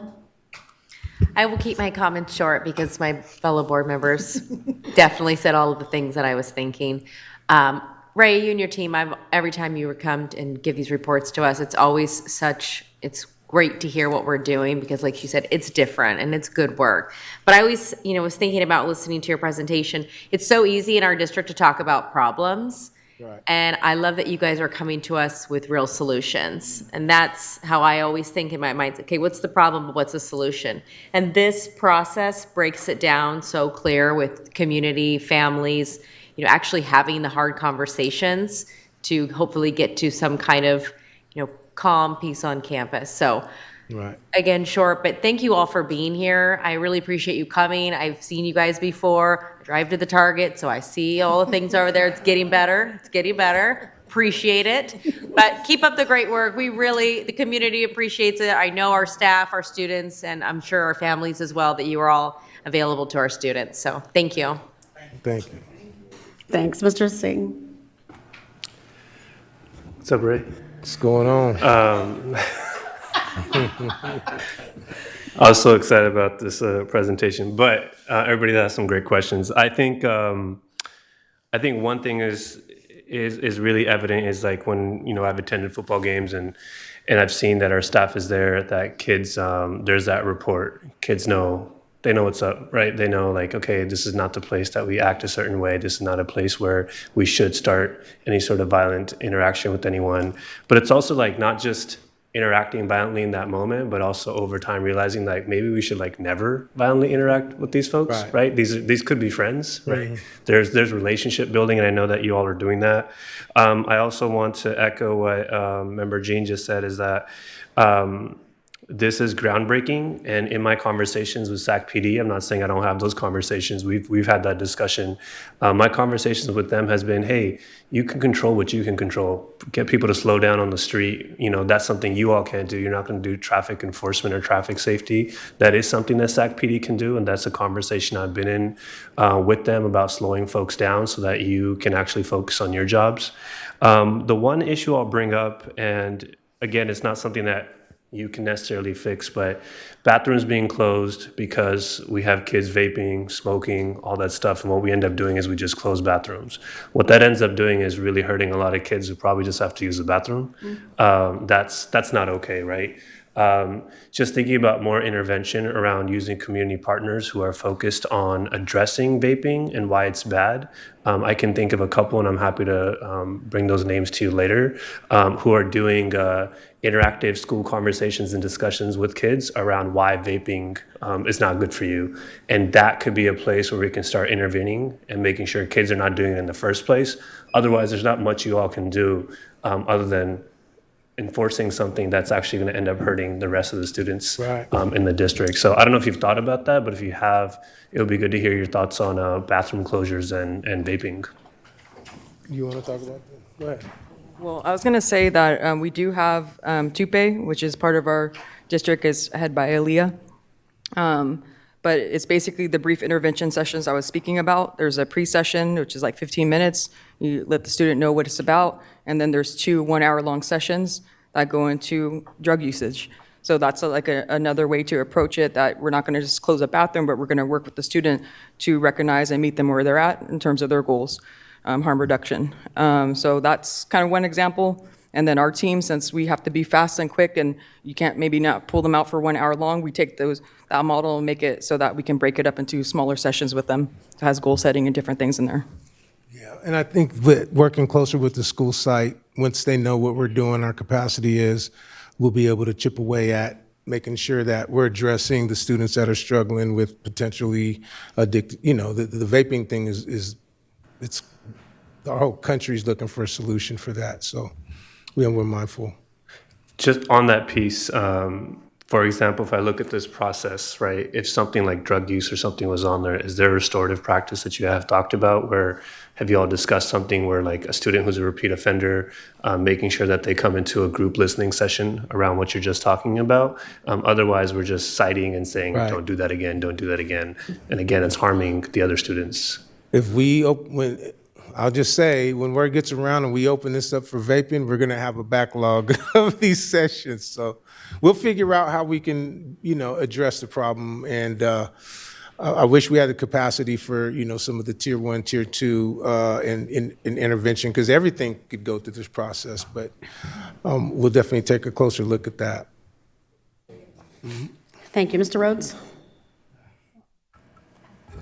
I didn't want to belabor this. I actually was trying to turn mine off, but I will go. Ray, I get to see your folks on the south side of the city in Area 5 all the time. After school's out, I pull up on them in traffic.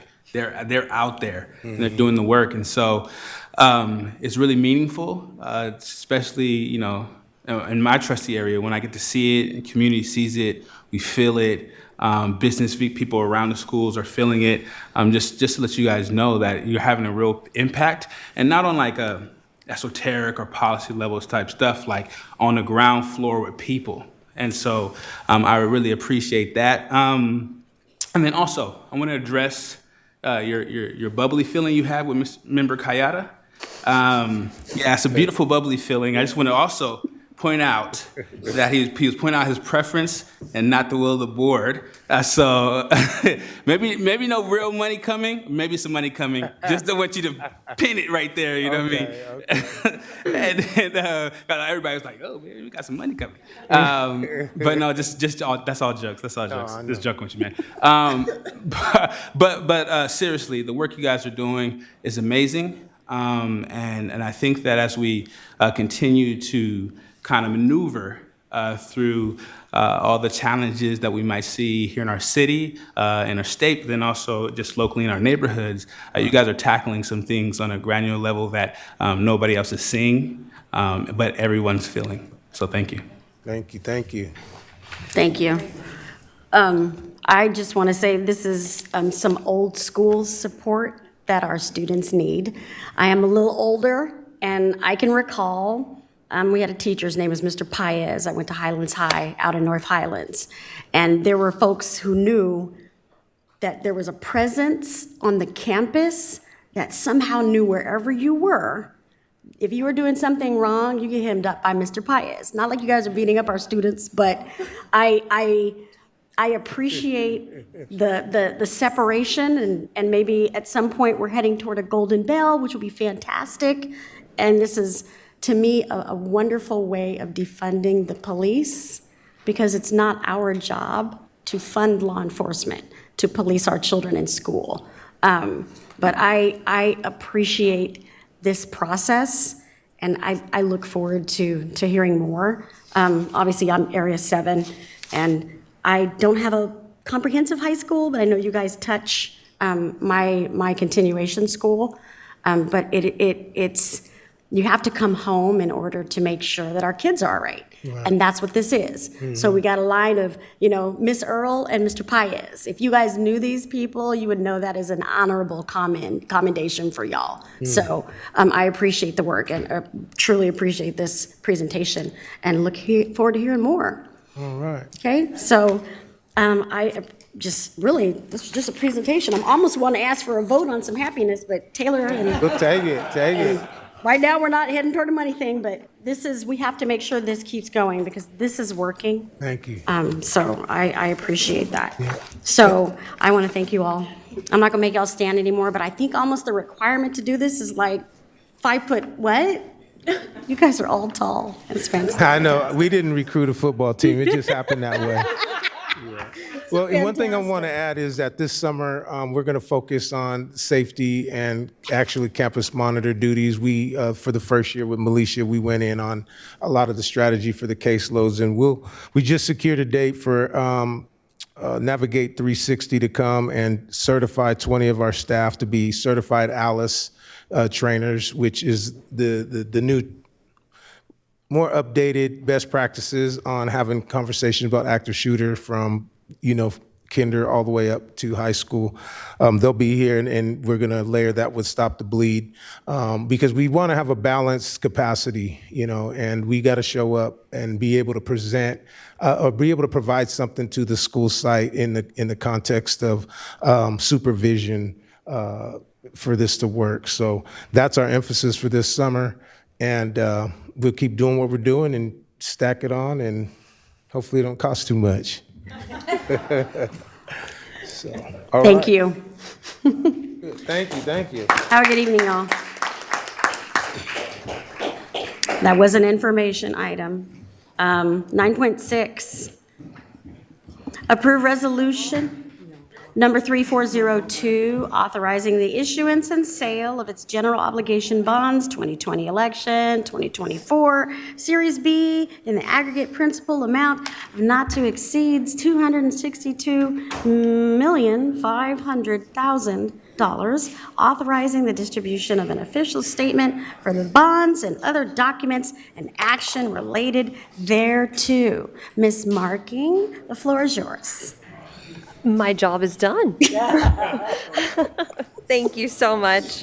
Good evening, President Phillips, Superintendent Allen, members of the board, and community. I'm Janae Marking, Chief Business and Operations Officer. This is item 9.6, approval of resolution 3402 for Measure H issuance authorization. It is my pleasure to present this for action. We do not have a formal presentation prepared for this evening, as you are updated regularly on Measure H projects, both planned and in progress. In recent meetings, you've seen both. Additionally, we have an active CBOC, or Citizens Bond Oversight Committee, and a robust communications campaign, highlighting for voters that it is thanks to them that these projects are possible. Again, thank you to our community and voters for their strong support. Measure H for $750 million was approved by voters in 2020. The first issuance of $225 million was authorized in 2022. Cash flow indicates that we are ready for the next issuance, and the resolution tonight is for $262.5 million.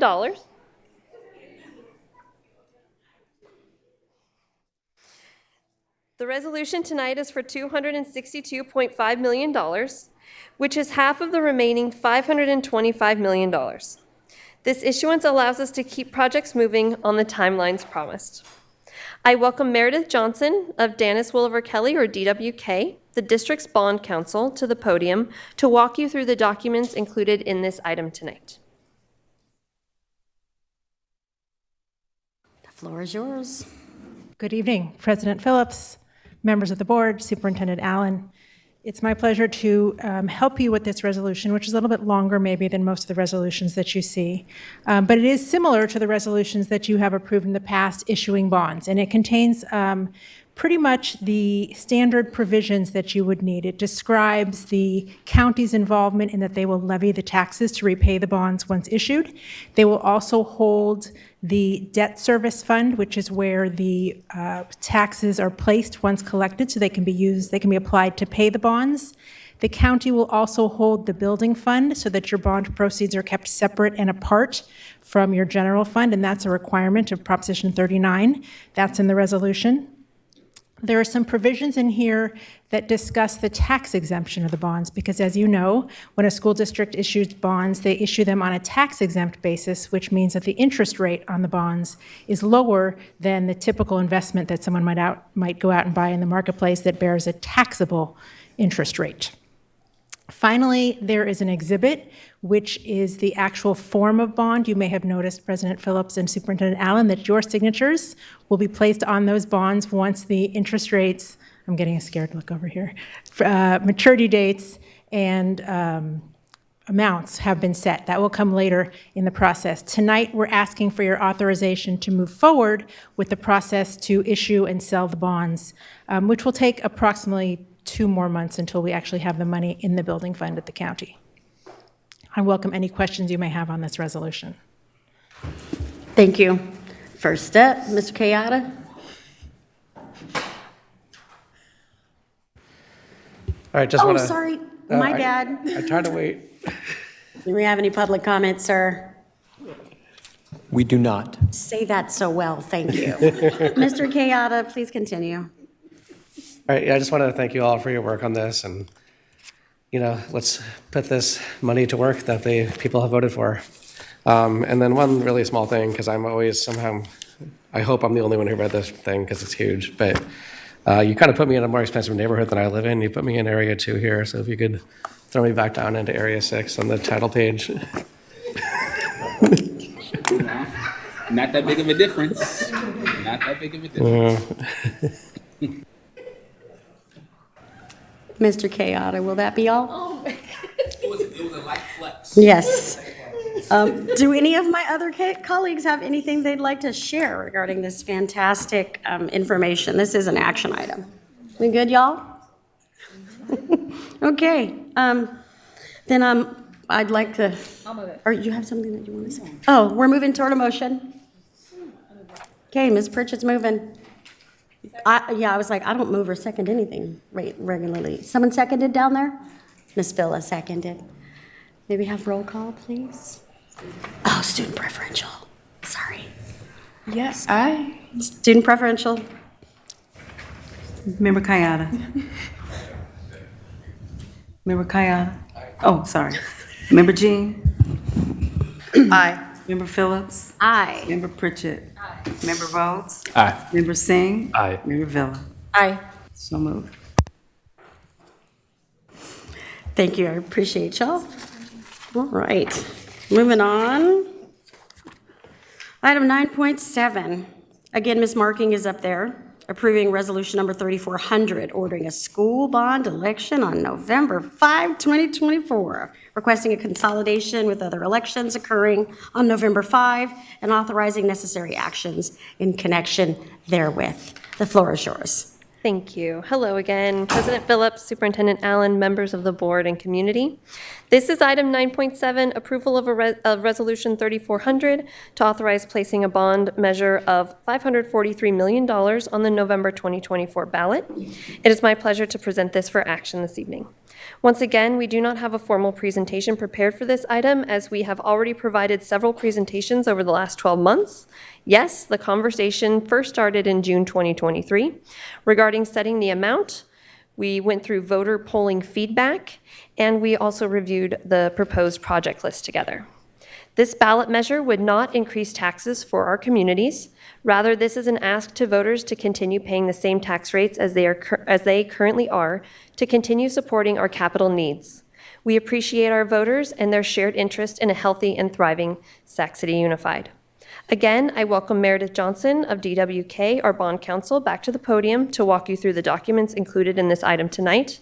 We're also joined by Joe Crump of Dale Scott & Company, which is the district's financial advisor, and also with me is Assistant Superintendent of Facilities Chris Ralston, in case there are questions for any of us on this item. Meredith? Welcome back, ma'am. It's all yours. Thank you. Good evening. So this resolution, the forefront part, I'm combining two words there, basically sets out the parameters of a Proposition 39 election. I mentioned that with Measure H because it also was a Proposition 39 election. And basically what that means is that in order to pass the bond measure, we need 55% approval of voters. There's an alternative method that requires 2/3. Most school districts go with Prop 39 because 55% is clearly easier to achieve than 2/3. But along with that 55% lowered voter threshold, there are some accountability requirements of which you're familiar because they applied to measures Q, R, and H. They are your Citizens Oversight Committee. They're the annual performance audit and financial audit of your bond program, and they are that separate account at the county that holds your project funds in the building fund. So that's what the first, more or less, 5 pages of this resolution describes. Where it actually gets interesting is Exhibit A, which is the 75 words that voters will see when they cast their vote. That's what will be printed in their ballot and you'll see at the end of that 75 words, there's a line for yes or no. So that's the direction to the county to use those 75 words in the ballot. Exhibit B is what we call the full ballot text. The entirety of Exhibit B will be printed in the sample ballot that voters receive at home when they're trying to learn about the measures that are going to be on their ballot. So they'll be able to see all of the information that we present in Exhibit B. And you will notice that Exhibit B includes also, on page B2, the bond project list, which lists all the projects that Assistant Superintendent Ralston presented to you at your last board meeting. And the project list, as you also know, is required under Proposition 39, and when you spend bond proceeds, you can only spend them for items that are on this project list. Finally, the last part of the resolution is Exhibit C. That is the tax rate statement, and that provides some disclosures that voters might be interested in on the impact on their taxes by voting yes on the measure. Any questions on the resolution I can answer? Thank you. Do you have any public comment, sir? We do. We have 5 speakers signed up on this topic. Jenna Westbrook Klein, followed by Laura Kerr, and then Brett Barley.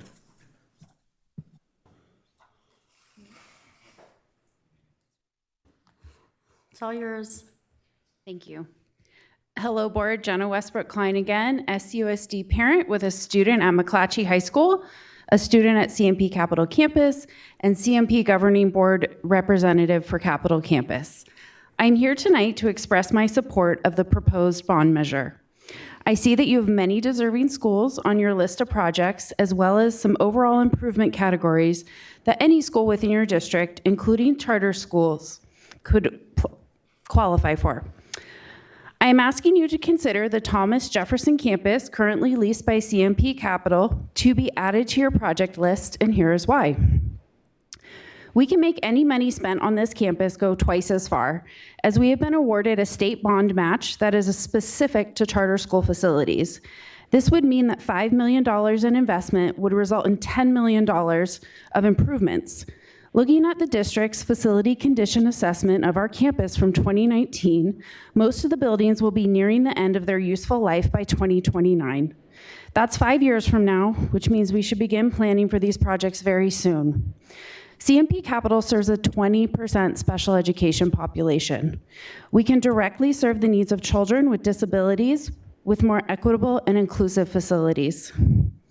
We have a highly engaged and motivated community. We can help you get out the vote. Helping taxpayers see how approving this bond measure will make a direct impact in their community. Because you see many, if not most, CMP families become SCUSD families. We have our littles in your parent participation preschool programs and our teenagers in your middle schools and high schools. We can speak to the importance of modernizing and improving SUSDS schools, both as CMP charter school and district schools. If there is someone I can connect with to learn more about how we can work together, please have them reach out to me. Thank you for your time and consideration. Thank you. Next up, Ms. Kerr. Mike is yours.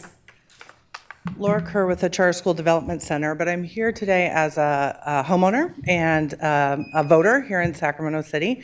I worked with the district back in 2012 to help pass Measure Q&R as a volunteer. I also worked on the parcel tax, which you win some and you lose some. We certainly would rather win some. We talked about Prop 39, which was passed by voters in 2000. That measure certainly lowered the threshold for us to pass bonds here locally, and it's worth noting that Measure H wouldn't have passed if it was not a Prop 39 bond. Prop 39 also guarantees that public school facilities are shared for all public school students, including those attending charter schools. So I hope we can be included in the bond equitably, if not this one, but also in the future. And we're looking forward to making sure this is a success with voters. Thanks. Thank you. The floor is yours, sir.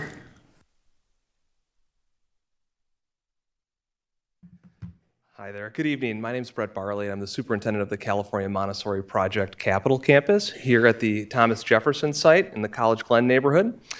We serve 350 students here in the district, and 20% of those are students with disabilities. I want to applaud the board for including language in the bond that indicates that bond projects are anticipated to benefit all users of school facilities, sites, and buildings, including charter schools.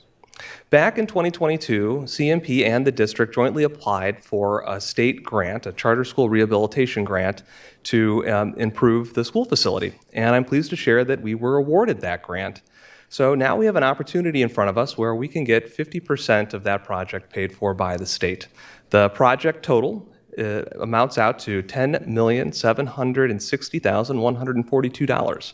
And half of that could be free money from the state, with the other half being a local match. Now, we have schools in other districts in the region as well, and we have 2 schools in San Juan Unified District as well. In San Juan, we applied for the same sort of grant for 2 of our schools and partnered with the San Juan Unified School District for their most recent bond. And subsequently, the district has utilized those bond funds to help improve our 2 school facilities there, essentially getting 2 brand new schools for half off in the district that we rent from them. So what an amazing opportunity for us to try to seize this opportunity to bring additional funds into the district. So as our parent representative mentioned, our community would love to support the district in this opportunity and work with you all to try to ensure a successful bond. The second thing we would need to do in order to be successful here is indicate to the state no later than October of 2027 that we do intend to pursue this additional funding. And last but not least, if the board was interested in adding this to the list, the renewal language that you have on the list for those schools designated as renewal would work perfectly fine. We'll be here all evening if there's any questions, and thank you, and we look forward to partnering with you. Thank you. 2 more speakers, Bo Reynolds and then Shannon Schmidt.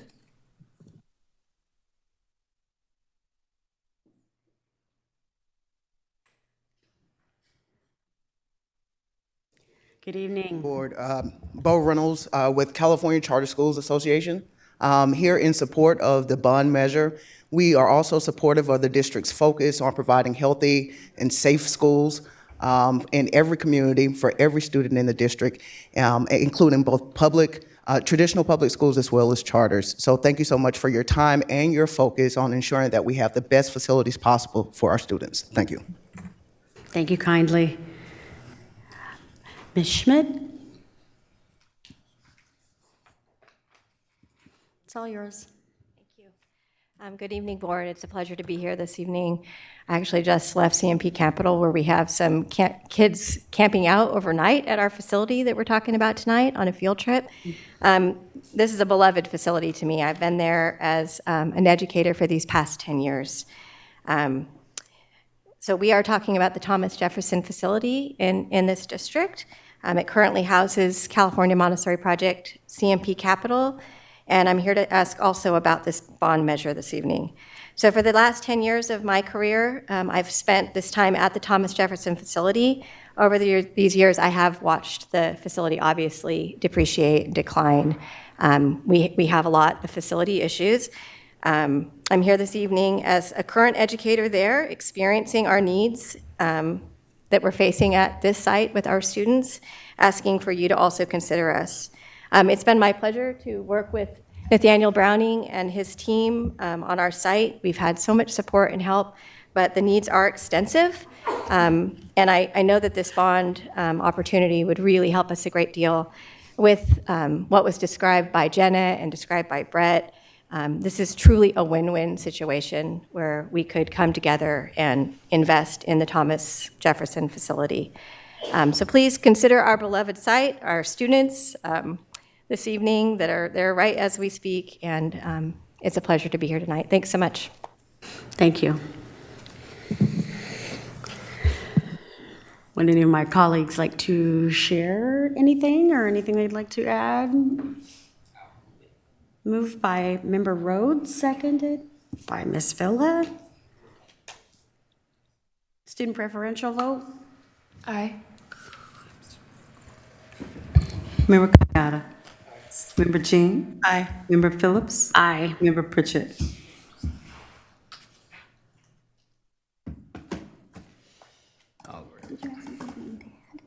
Did you have something you wanted to add? No? Member Pritchett. Aye. Member Rhodes. Aye. Singh. Aye. Member Villa. Aye. Thank you. With gratitude, thank you. Okay, moving on. Item 10.1. Adopt Resolution 3403, resolution regarding proposed decisions of administrative law judge and implementing accepted. That's been removed. That's on my list to say, hey, wait a minute, sorry, Ms. Charter, one moment. Okay, so I'll retract my earlier statement. We did remove that. I did not cross it out. So we're on item 10.2. Charter Oversight and Renewal Overview. Ms. Goldman, it's all yours. Thank you. Is this on? Okay. And maybe screens? No?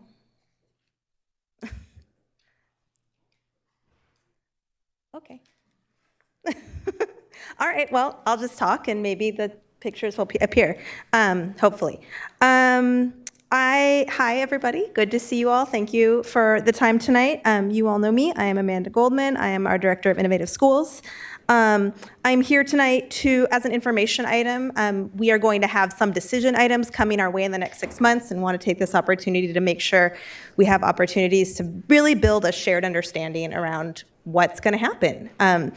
I, as you may or may not know, have been in this role for a grand total of 14 months now. So it's been a very long time. If you were looking at your slides tonight, you would see our purpose for tonight is to really kind of talk. Oh, yay. Can you, oh.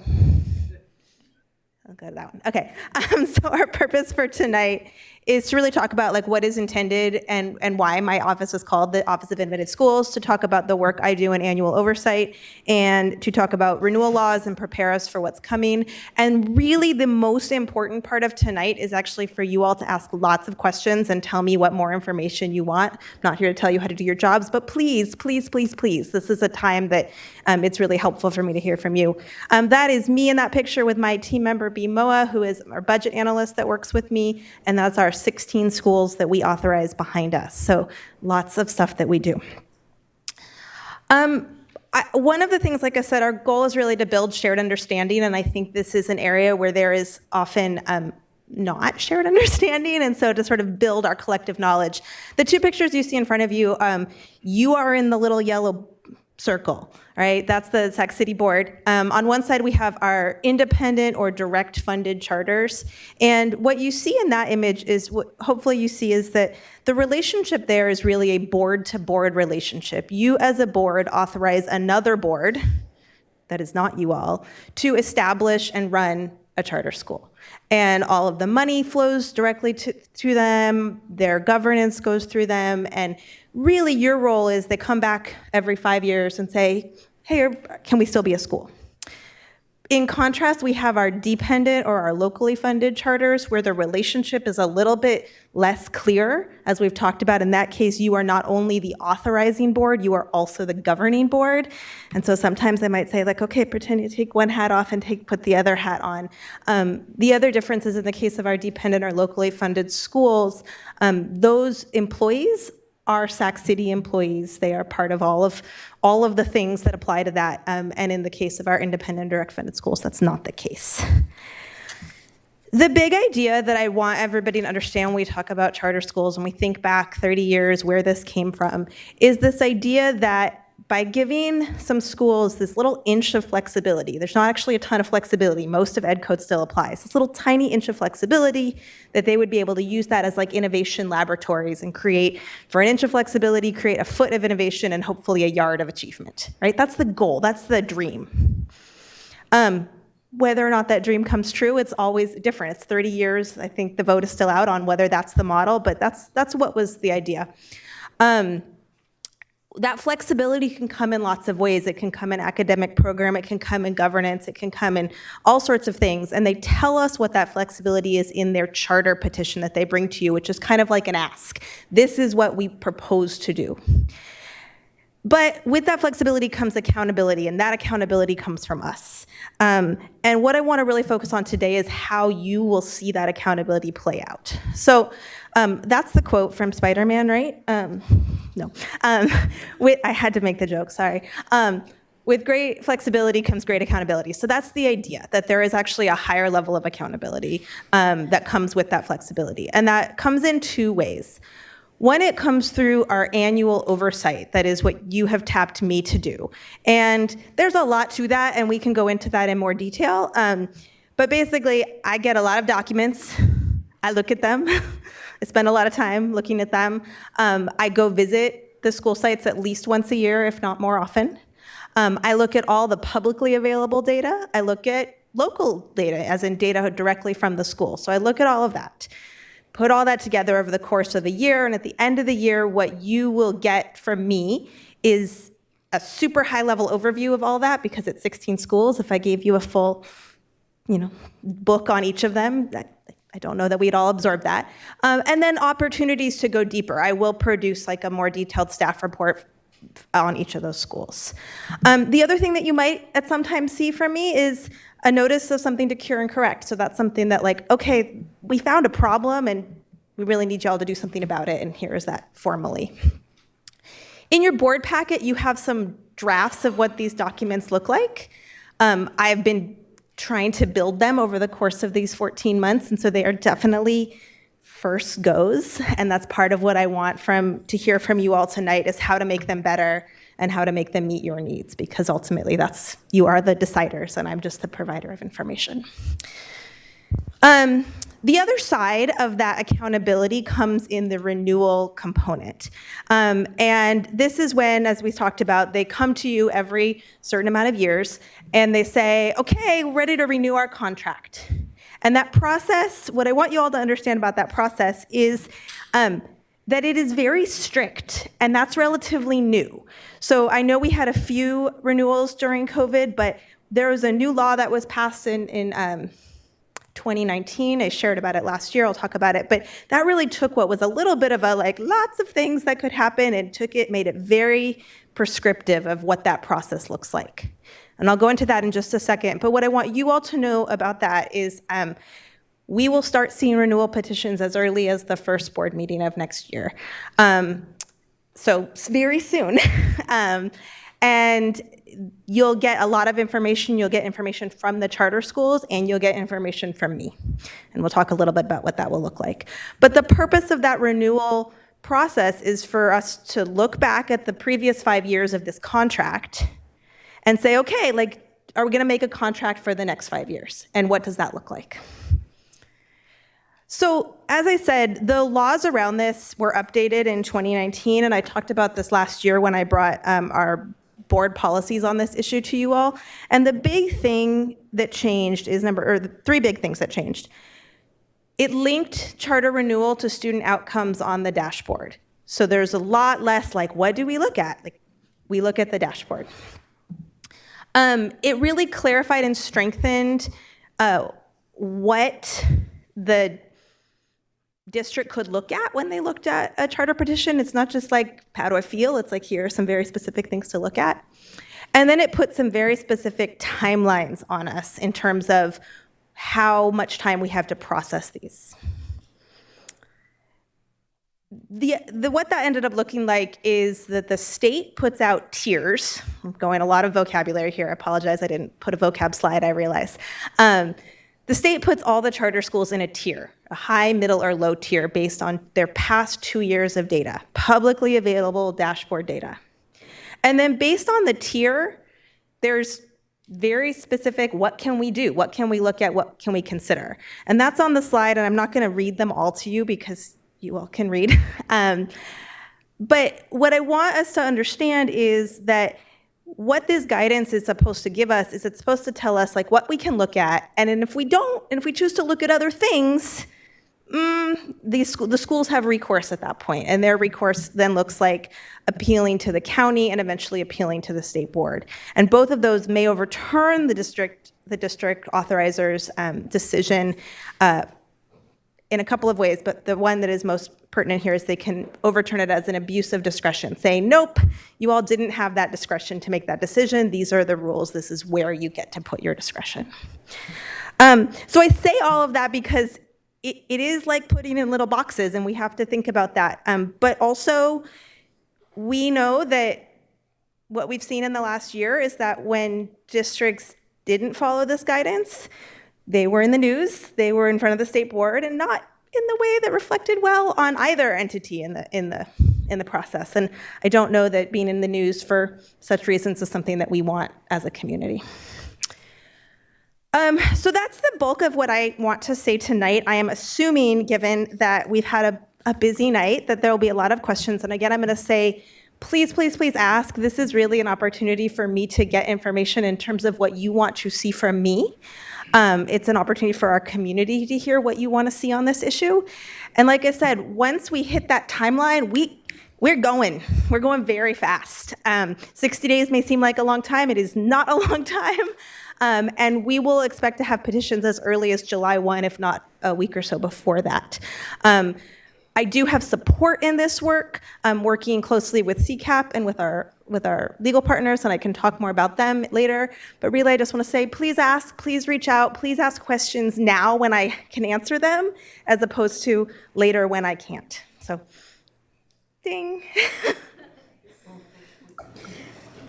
Thank you. Do we have any public comment? We do have one speaker, Laura Kerr. Hello, Ms. Kerr. It's all yours. Laura Kerr with the Charter School Development Center. Just a little bit more about me. For 10 years, I worked with the Charter Schools Association as a local advocate, and I worked here in Sac City in collaboration with the staff and the charter leaders here, and we actually did some really great things, including having charter schools buy back more services from the district and finding win-win solutions around facilities. We also did some really deep work on what charter oversight and renewal looks like.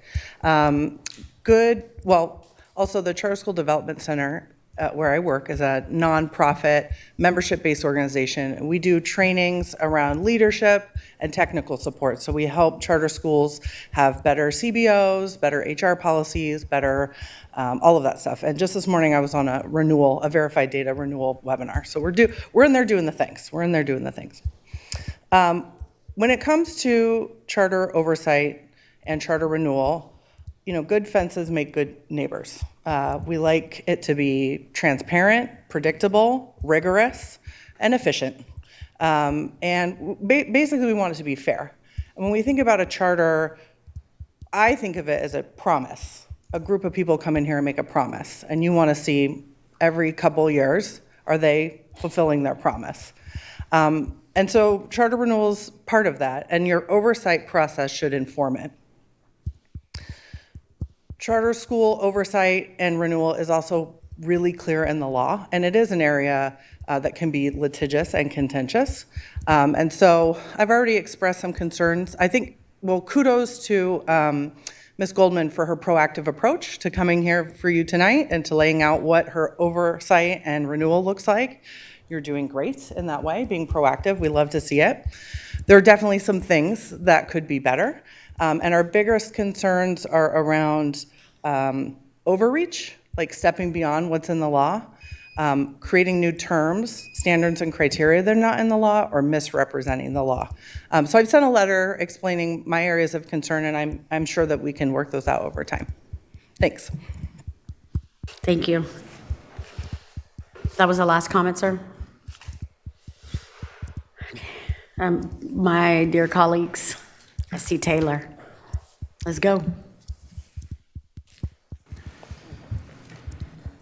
So first thing, I just would like to say the letter that the commenter just mentioned, if you could send that to me, I would appreciate it. Or you or her, I guess, but Amanda, if you could send me a copy, just. Of course. So trying to provide the guidance you're asking for. In general, I do think that charters can be good for the reason you indicated, where you give them a little flexibility and they do new things, they innovate education. Charters, especially our dependent charters, have shown me that they can serve communities that might not be served by some of our traditional schools. Maybe they can be more nimble to respond faster. And they can also be laboratories for great things that we can do in our district schools. And so for that reason, I very much appreciate that they're part of our ecosystem. But at the same time, at the end of the day, charter schools are taking our kids out of our district and taking them out of, our supervision, basically. And they're taking their money with them as well, as we all know. And so I want to make sure, with that said, that we as a governing board are going above and beyond the minimum to have a strong relationship with the charters that we've authorized, both dependent and independent. I don't want this just to be something that every couple of years at renewal, let's get a progress report, and it's either an up-down vote, like, okay, they're doing well or they're not, and we're going to fight them on the charter law, which is, as the commenter mentioned, very strict and doesn't really give us a lot of options. To me, that's really not our purpose as a governing board that authorizes these charters. Our purpose is to have an ongoing understanding of what's happening at these schools. So the way I generally say I would look at it is, With our district schools, I know the staff who are running it. I'm talking to the superintendent every other day. I know a bunch of people who work in this building and other people on the school sites, right? I'm out there. I see it. So unless I'm hearing problems, I'm kind of assuming that the system's working. And obviously, we know we have our own system issues that we're working on. But in general, I trust the system. But when it comes to a charter, I don't know these people. I've met some people, right? I've talked to principals, I've talked to a couple parents, but I want progress reports. This is my kid who's like, hey, I want to check in with you, not just, I don't know, lost track of that example. But so I guess that's just to say, the drafts that you put in the board packet here of kind of information you're going to give us, I would like that kind of information. I do think that's good. Just more often, not just as we prepare for renewal. And I do think, and in having spoken with, charter school board members and people who work in this world, the kind of charter schools that are doing the good work of education and fulfilling the original purpose of the charter law in California will welcome that involvement. So that's kind of where I am right now, and I'm curious to see what my colleagues think, but definitely, I would love to chat sometime, Amanda. We haven't had enough time to chat.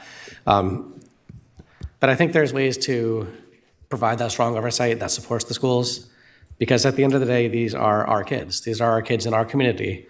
And if they weren't at those schools, they would be at our schools. And if those schools are failing, they're going to come back to our schools, and we're going to have to help them. So we have a really strong interest in this. Thank you. I don't know if this was the question, but I'm going to offer one clarification. Yeah. This part, the annual oversight, happens every year for everybody.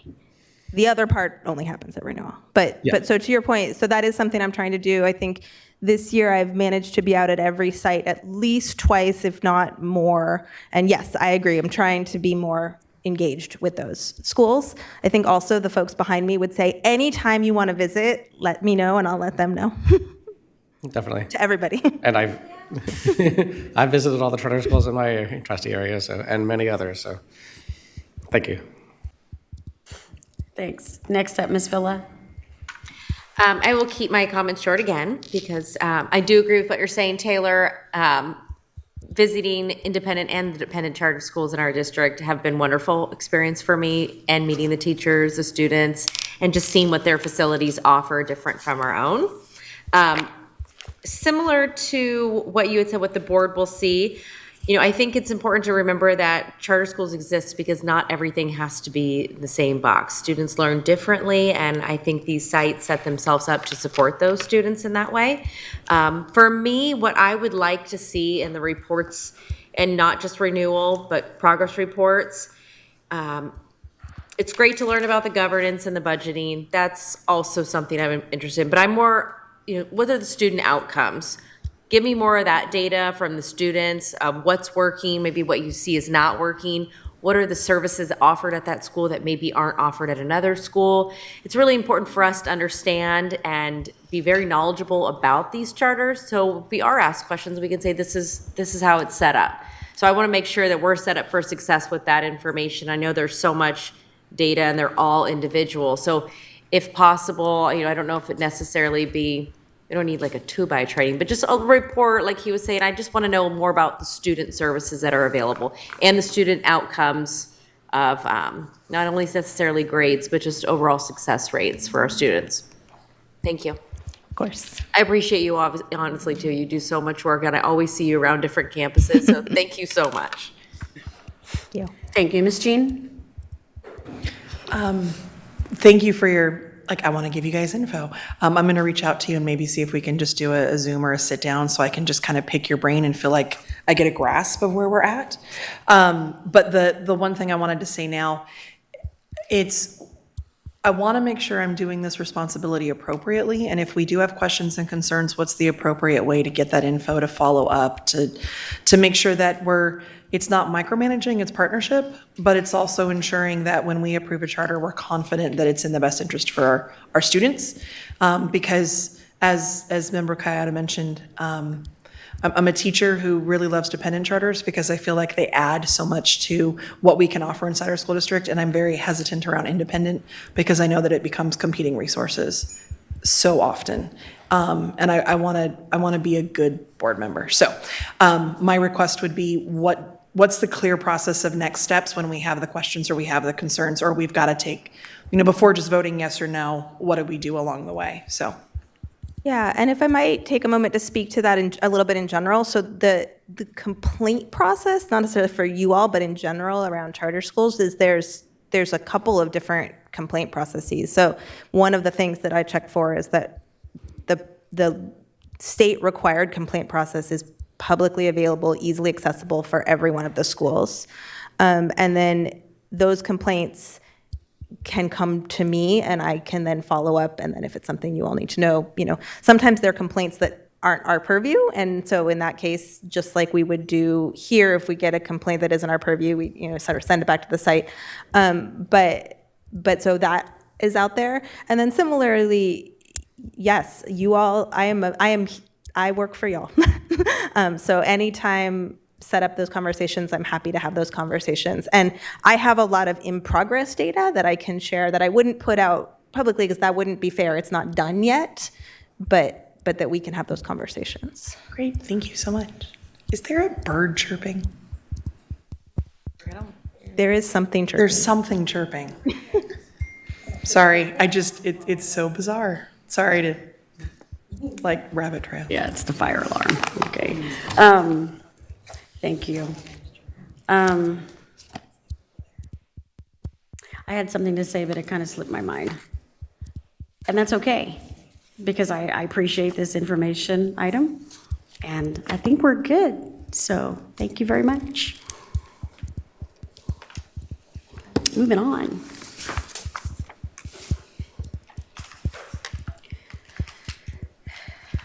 Item 10.2. I'm sorry, 11.1, student member report. Ms. Segura?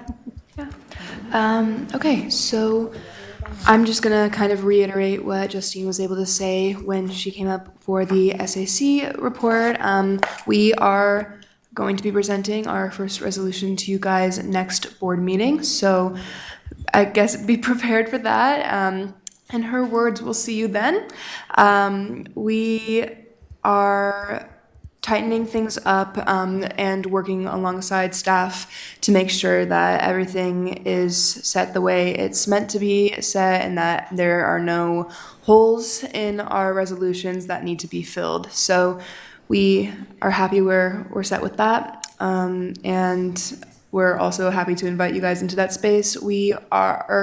We've expanded our meetings from every Wednesday to be every Wednesday and every other Tuesday, so that way we're able to hit that mark. So if Wednesdays haven't previously worked for you, you can contact Vane to set up something for one of the Tuesdays that we are open for. So yeah, I think that is all I have. Thank you. 11.2, Madam Superintendent.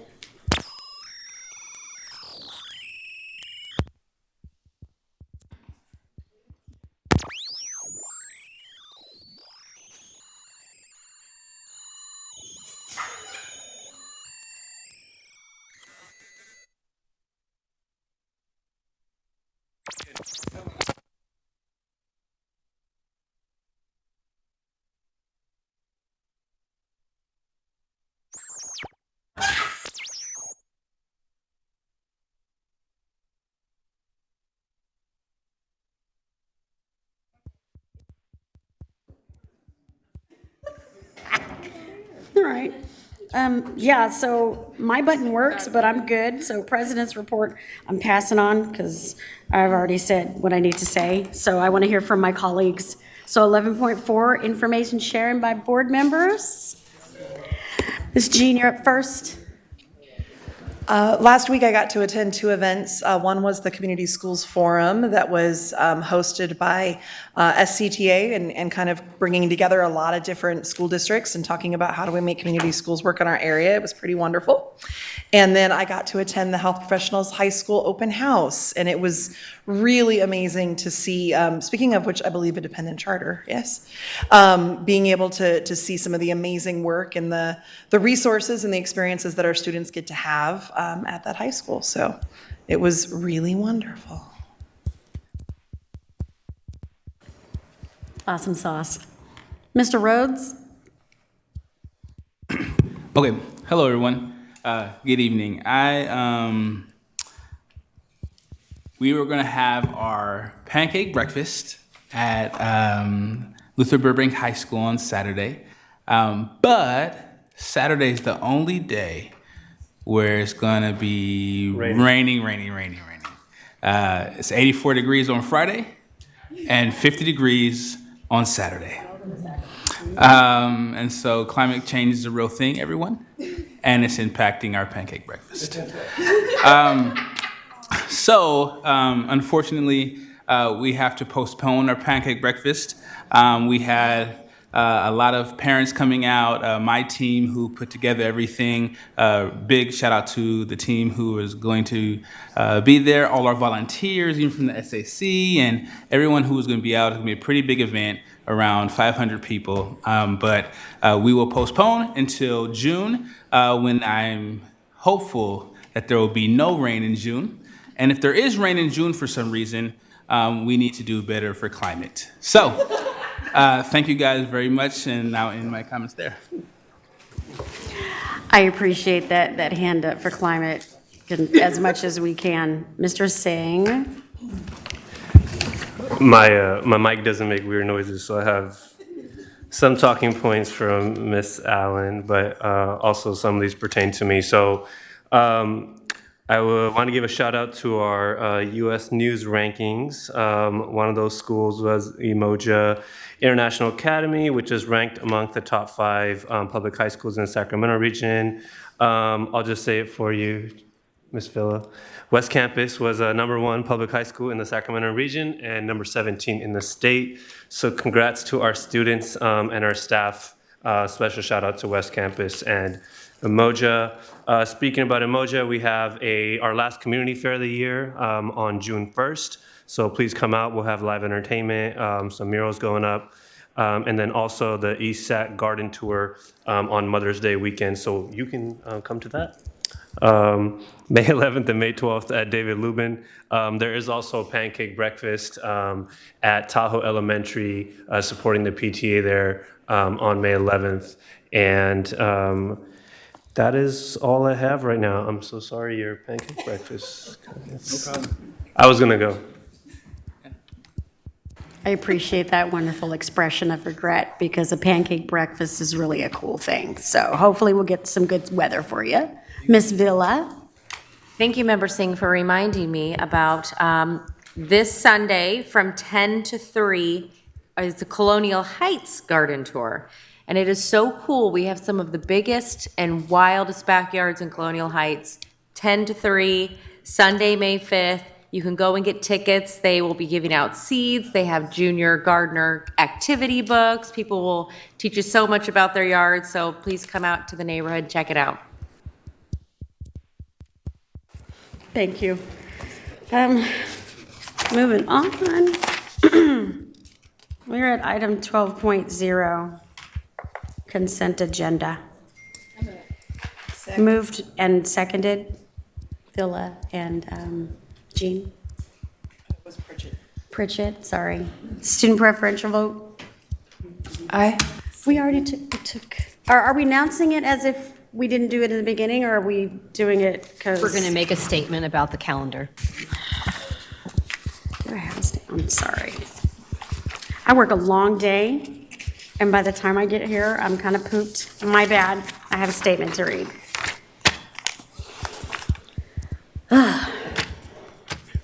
Before we take action on the consent agenda, I wanted to point out, which everyone else helped me point out, that I need to point out to the board and our community, 2 changes on the board calendar.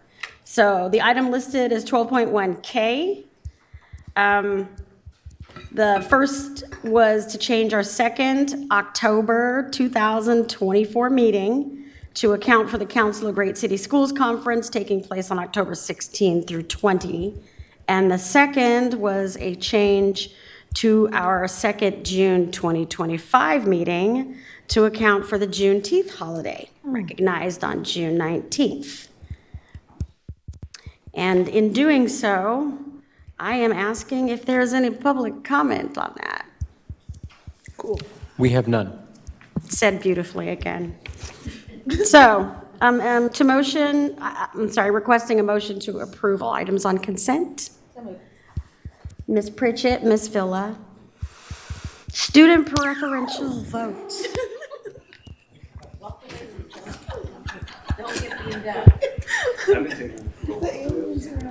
It's really hard. Do it out loud. Yes, use your teacher voice. Yes. Member Jean? Yes. Member Phillips? Yes. Member Pritchett? Yes. Member Rhodes? Aye. Member Singh? Yes. Member Villa? Yes. So moved.